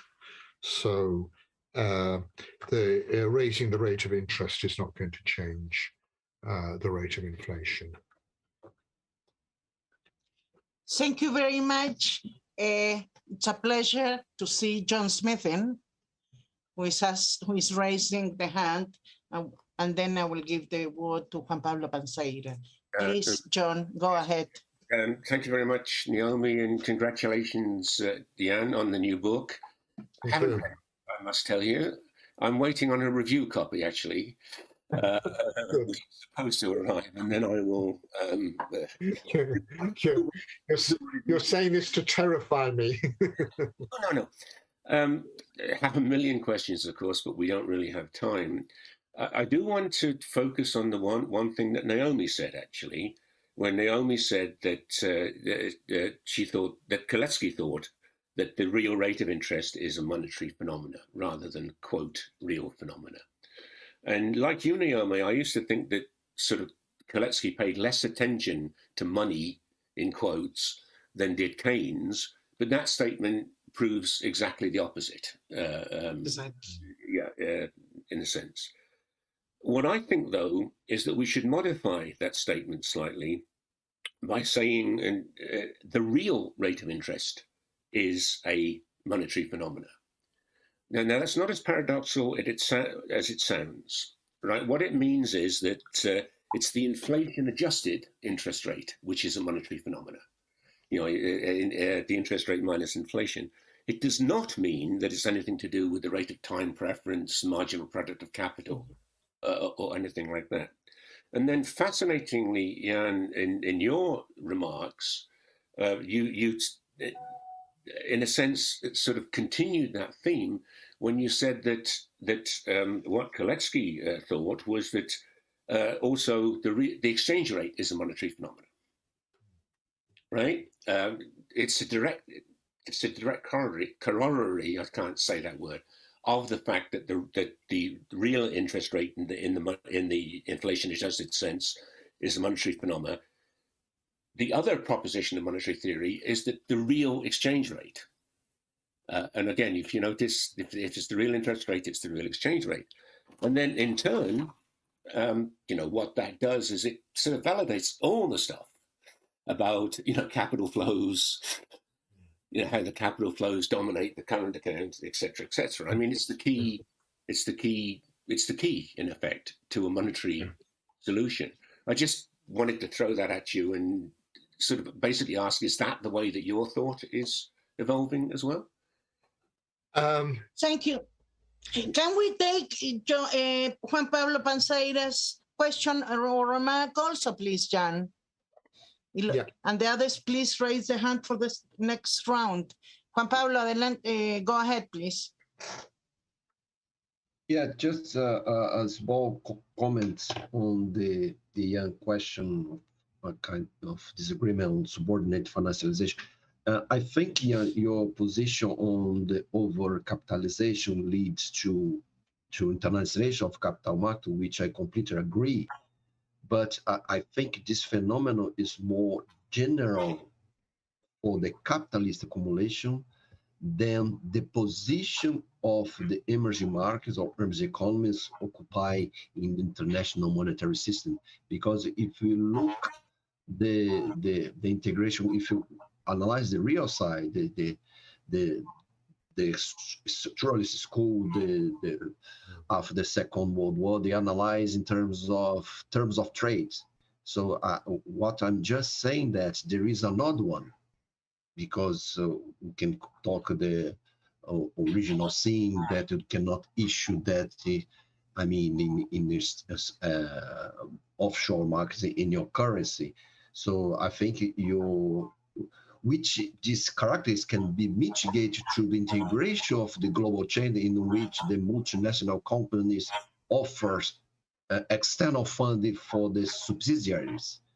Yeah, is a kind of creates a kind of unequal global change in terms of inequality, in terms of wealth, affect the global the labor class and also the developed economy. So just to finish up, and I think this, or in the other way, the same phenomenon, the tendency of large economies to become oligopoly.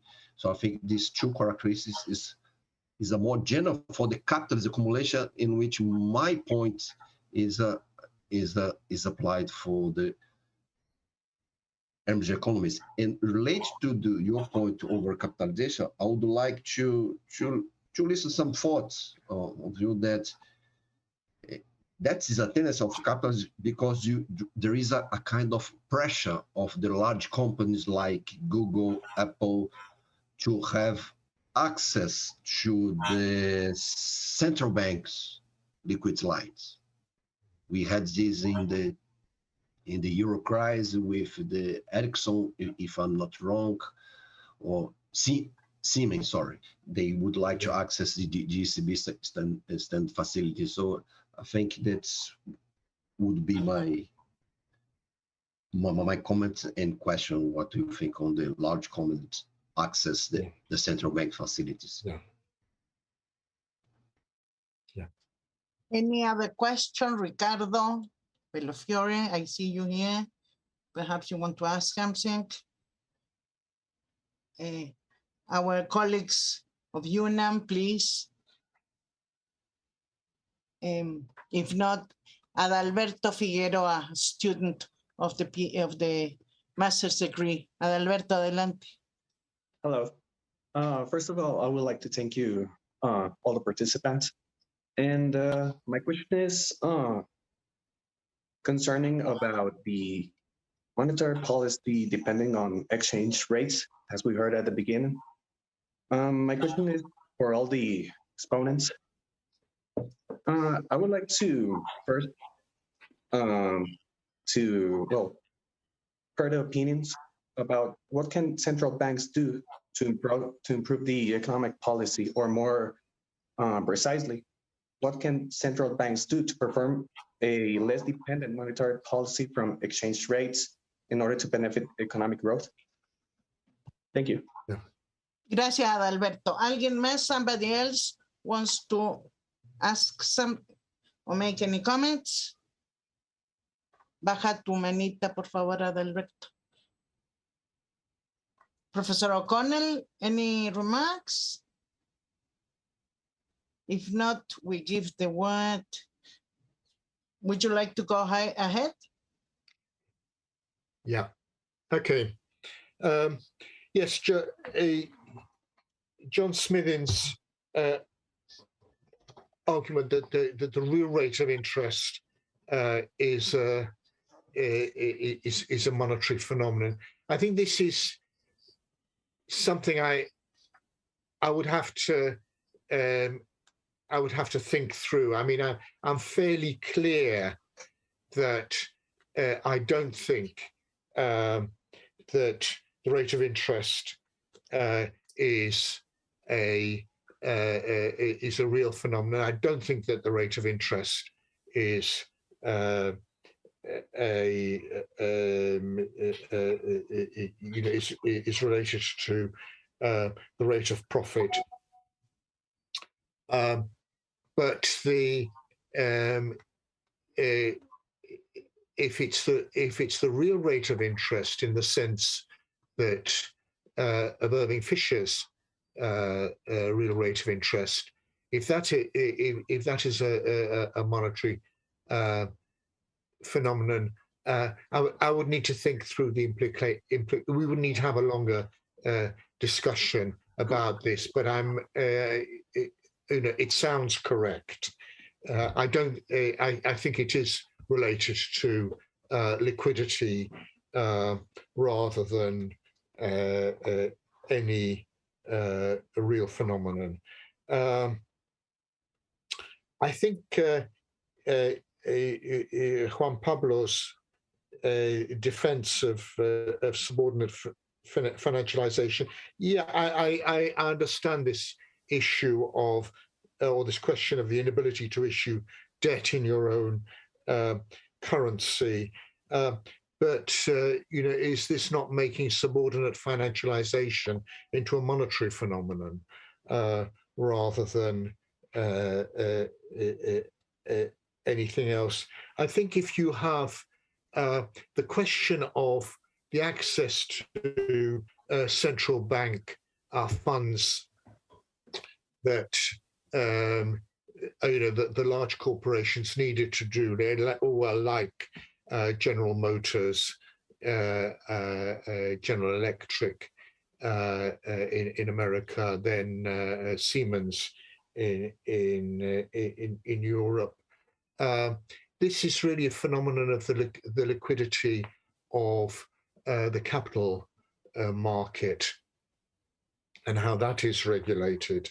And this leads me on to Adalberto's question about what the central bank can do to benefit economic growth. And I'm, again, this is something where one has to move the discussion beyond what Kalecki actually wrote about. And my sense is that the contribution that the central bank can do is to regulate the liquidity of the capital market. And one way of doing this is by regulating not just the short-term rate of interest, which is the focus of current monetary orthodoxy, but actually the control of the whole yield curve. Now, this is this strikes many some old-fashioned monetary economists as heresy and what used to be referred to as monetary repression. Monetary repression or not, it is important that the liquidity of the capital market should be stabilized so that governments and businesses can raise funds, can manage their balance sheets in a non-catastrophic way.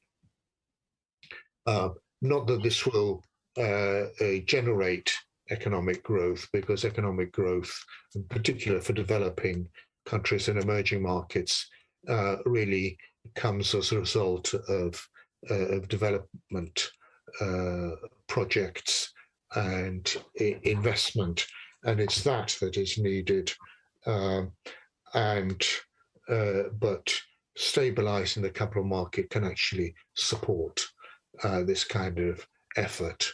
Stabilizing it in itself does nothing for economic development, but if there are institutions committed to economic development, then it is possible to development banks or governments sponsoring development projects, then it is possible to get economic development and economic growth.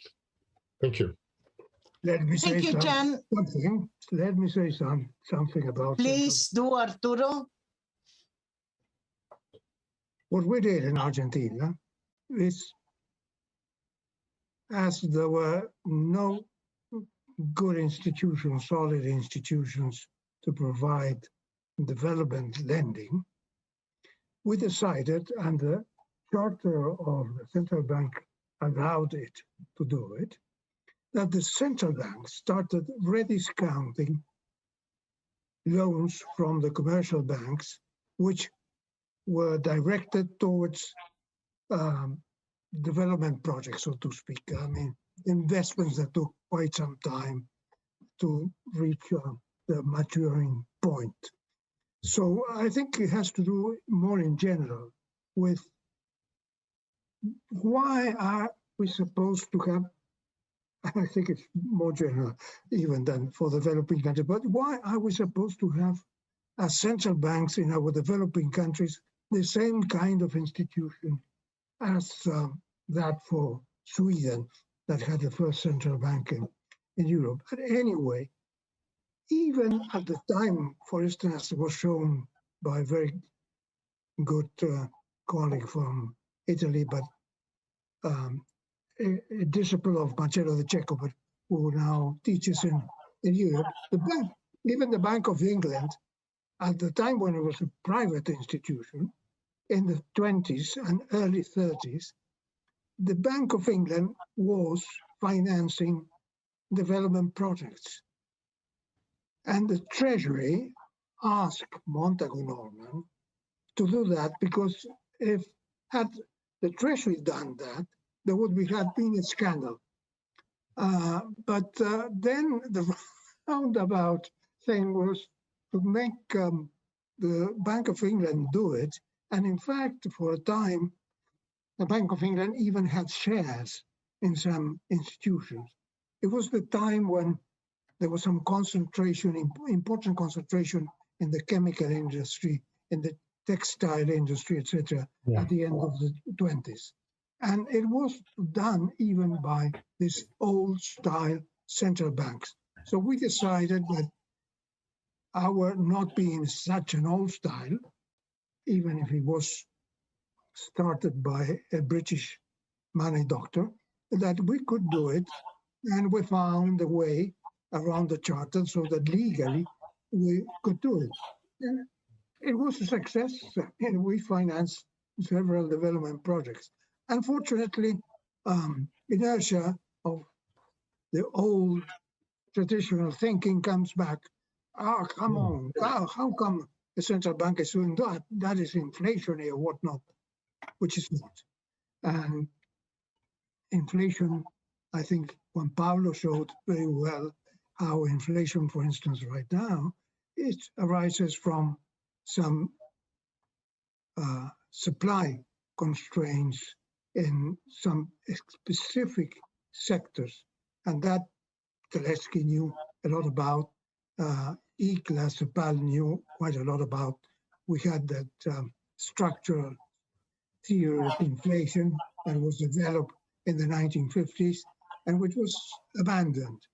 And by the way, I find it scandalous, particularly in the case of energy, that prices go up. All of a sudden, prices are biology kind of things. I mean, they have a life of their own. Prices in the energy sector are set up by a handful of companies. And that means enormous profits. There's a very interesting statement by the president of British Petroleum a few months ago, where he said to the meeting, I don't think it was a meeting of the shareholders, it was a meeting of the board. He said, we have so large profits that I don't know what to do with them. And I think it's scandalous.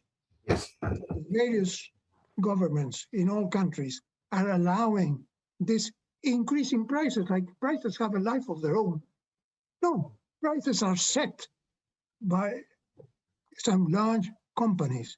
And in the matter of grains, also something like 70% or 80% of world trade in grains are handled by 4 companies.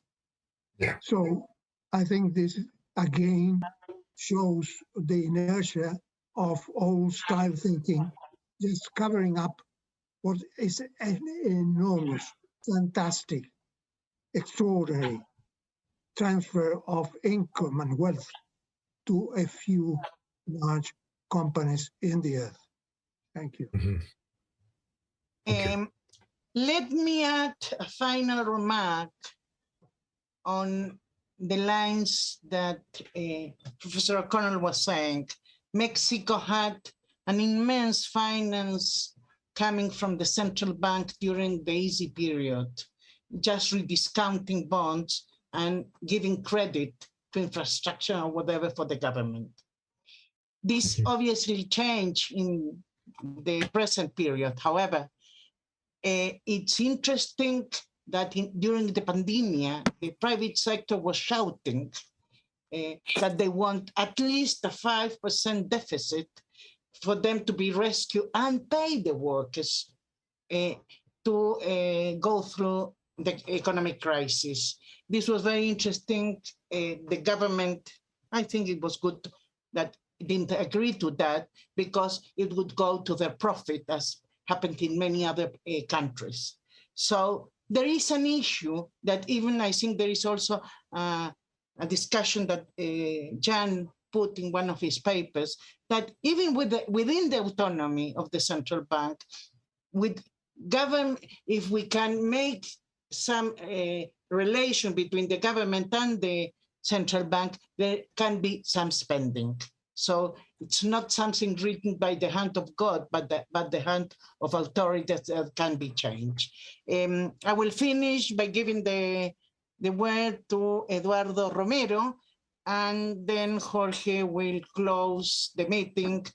For me, I want to thank you, to thank everyone. It was really a pleasure. Eduardo Romero, ¿podría ser muy específico y corto, por favor? Porque ya no nos queda mucho tiempo. Gracias. Bueno, gracias. Es una pregunta concreta. First of all, I would like to congratulations to Dr. Toporowski for this presentation and all the people who is in charge of this important discussion. I just wanted to mention that in Mexico, recently has been established a policy for energy specifically, in which all the taxes have been, most of the taxes have been eliminated temporarily in order to have a low price in energy.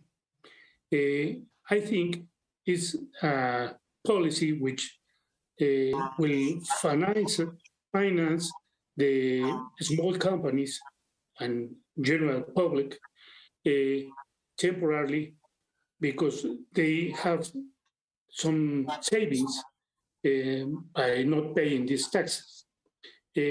My question is, do you think this policy can be applied in some other issues where will eliminate the need of some private financing just by eliminating these taxes? I don't know if my question is clear. Yeah. I would like to see if you have a response. Thank you very much. Please, whoever who wants to react to this question, go ahead. Can we give the word to Jan to close, because we're going over time? Okay. Okay. Yeah. Actually, can I say in response to Professor Romero?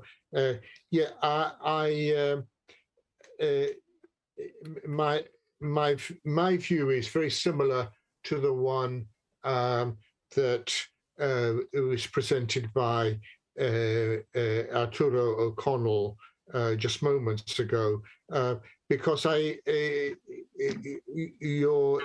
you eliminate the taxes on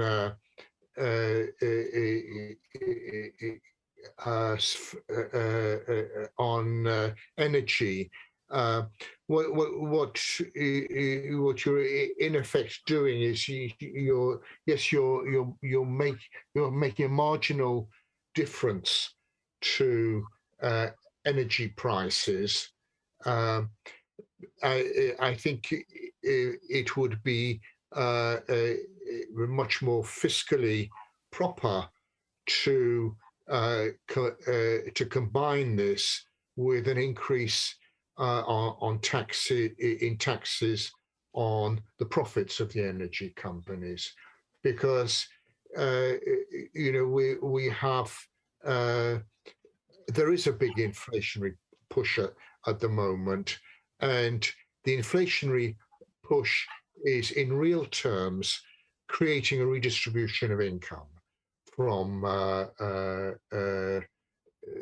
consumers and households to the big businesses that dominate those kinds of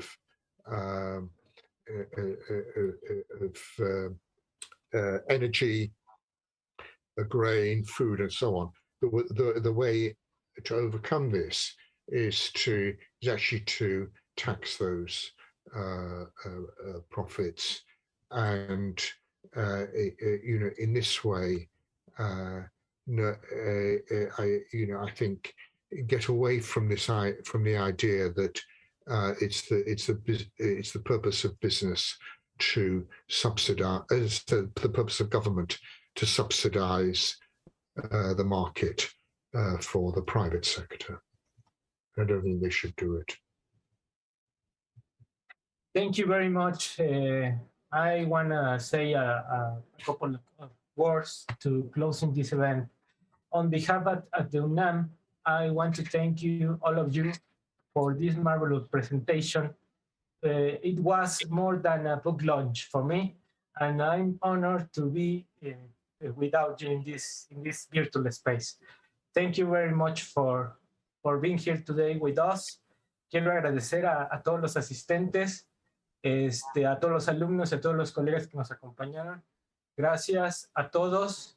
I want to thank especially Professor Jan Toporowski, Professor Juan Pablo Pancella, and Professor Arturo O'Connell. It was my pleasure. Thank you very much for being here today. I don't know if Professor Noemi wants to talk about something more.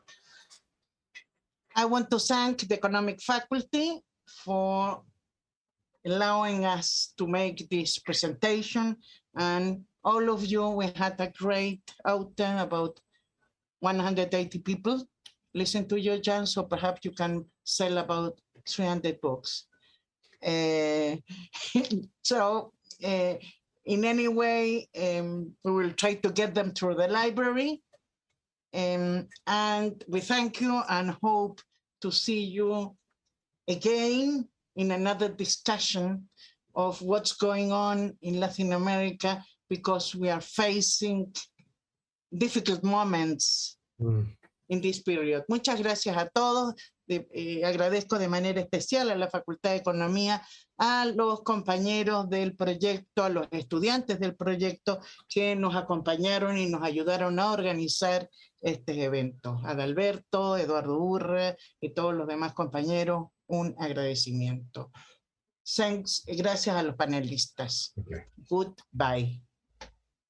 Thank you very much. Thank you. Bye. Thank you. Bye bye. Adiós. Thank you. Saludos.